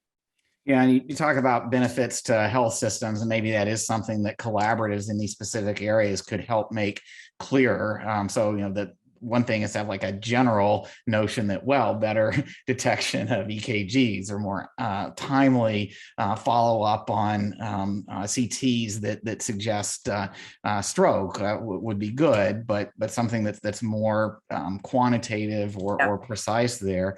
Is there a role for payers too, or CMS? I mean, you talked about their increasing interest in value, avoiding costly complications, reducing physician provider time, something we're all worried about now with our healthcare providers so stretched and stressed. Any opportunities in that space? Yeah, I mean, I think, like I said, I think CMS really has been trying to figure out how to be thinking about this new innovative technology and how to be reimbursing for it. There are obviously some limitations that they have through their own statutory authority. I do think a lot of the key to this is going to be, I think value-based care really does change the game in many ways, where you have health systems that are actually being paid to provide more efficient, high quality care. And so to the extent that innovation improves the efficiency of the clinicians and improves the outcomes, everybody wins, right? The technology developers will continue to innovate. The health systems will continue to buy innovative technology because they will get reimbursed down the road for providing the best care to patients, and patients will win by having the best outcomes. So I think, again, the push toward focusing on outcomes as opposed to fee for service really will help drive innovation in our health system, in my view. Right. And I know we're almost out of time, so I would like to give you all one chance for one additional comment, maybe going around the room again. We talked in the last few minutes about combination of some opportunities to build on progress so far, and maybe to engage payers and the focus on value. Those seem like very promising next steps. Any other issues that you all would like to highlight for how we create more progress? And not to put words in your mouth, but Jen and David, you all both talked about this post-market process around 510Ks, around maybe getting more clarity around evidence for coverage. Anything you'd like to add there and other areas? I would just say, David brought this up earlier and I would echo it. Post-market surveillance is an interesting problem, because what do you use as ground truth? We're an early warning system. How do you know about the thing that didn't happen that you warned about? And what does that measuring that look like? It endlessly complicates life. And you also have to find the difference between, collecting the data or getting hospitals to give you data, and the time that it takes for them to collect that, and what that takes away from patient care. So there's like annoyance and burden, as well as getting us the data that makes sure that things are working as expected. As much as we can, we're going to try and automate as much of that as we can, as many of those ideas. It really does. It is a balancing act on many dimensions. And I think we all have aligned goals, but how to get there is tricky. Yeah, and David, you also talked about a lot of data applications that go beyond FDA post-market requirements, but seem synergistic with them. So any other comments to add here? Yeah, I think my only comment, and we're sort of trying to balance the amount of evidence we need pre-market and post-market, and that obviously needs to change depending on the level of risk. One idea or program that sort of the pre-cert program, essentially, at least my interpretation of it is that if you're sort of a trusted company, well-vetted company with good quality, a management system and a low-risk product, we're going to maybe shift some of the pre-market burden to post-market, because we understand that patient safety, rapid development and improvement of a product is also a factor in patient safety. So I think that is an interesting thought. And again, I think something that could be beneficial. AI is making its first steps in healthcare in relatively low risk products. They're sort of adjunct or parallel to the workflow. These are low risk, and there is an opportunity to explore faster or different mechanisms for regulating their iterative improvement. Yeah, so that sounds a little bit different than the old pre-certification. This is more about, look, got a product developed in this area, and I have in place a very reliable system for the post-market data, which might also help with some of those 510Ks and coverage issues that you're also talking about. Jody, you get the last word here, and you also brought up the point about potential benefits of additional FDA guidance in the 510K post-market space, kind of touching on these same issues. Yeah, thank you, Mark. So I would say just, the FDA has really done a great job of putting out guidance, of doing, of communication. One, I would encourage them to continue on that vein. I think it's incredibly helpful. And the team has really been supportive of innovative companies who are trying to figure out where they fit into this. The second thing I would just say is that Jeff Shuren mentioned, about flexibility and about different pathways. And I think, the more that the FDA can be innovative in how they provide oversight in order to enable different and new innovation that's coming up and that will come down the pike to be able to get out to the market quickly, but also with confidence that it's safe and effective, the better. And then I do think, this point that keeps coming up about data access and availability is something that is just a work in progress and that we really need to continue working on, both in, the regulators as well as the private sector, in trying to figure out the best ways to make that data accessible and available to support both the innovation, the development of the innovation, and then the testing and the surveillance after that product is on the market. Great. Well, I want to thank you all for a rapidly paced, but I think very informative run through where things are from the standpoint of product developers in this very important space. This has been a terrific discussion. So thank you all for joining us. Let me extend that thanks out to all of our panelists and participants today. Special thanks to the leaders from FDA and other global regulatory agencies who clearly have a very busy and dynamic job in this space. And also thanks to all of you who provided questions and comments to enliven this this very timely discussion. Boy, in a lot of events that we do at Duke Margolis, the technologies and products are evolving rapidly. The data opportunities are changing, regulation and payment approaches are changing, but nowhere perhaps is that more relevant and important than in these issues related to AI and ML, as these products move from being a part of healthcare delivery to, as people like Bob Wachter and others have said, going to be much more integrated and have a comprehensive role in it. So this is an area where we at Duke Margolis are going to stay involved, in part because it is so clear that collaborative approaches can make a big difference across the regulatory and reimbursement coverage space, but also in terms of bringing in good data and methods for making sure that products are not only safe and effective and improving outcomes and value in healthcare, but also contributing to equity and avoiding important biases. So lots of opportunities and lots of challenges. With that, I'd like to give a final thanks to our team at Duke Margolis, in particular, Adam Atten, Humphrey Shen, Christina Silcox, and Luke DeRocher, who helped put this together. We hope that you'll stay in touch with us and continue to contribute and be involved in our further activities and events in this very important space of AI, ML, SAMD, and getting better treatments and better supported decisions to patients. Hope you all enjoy the rest of your afternoon.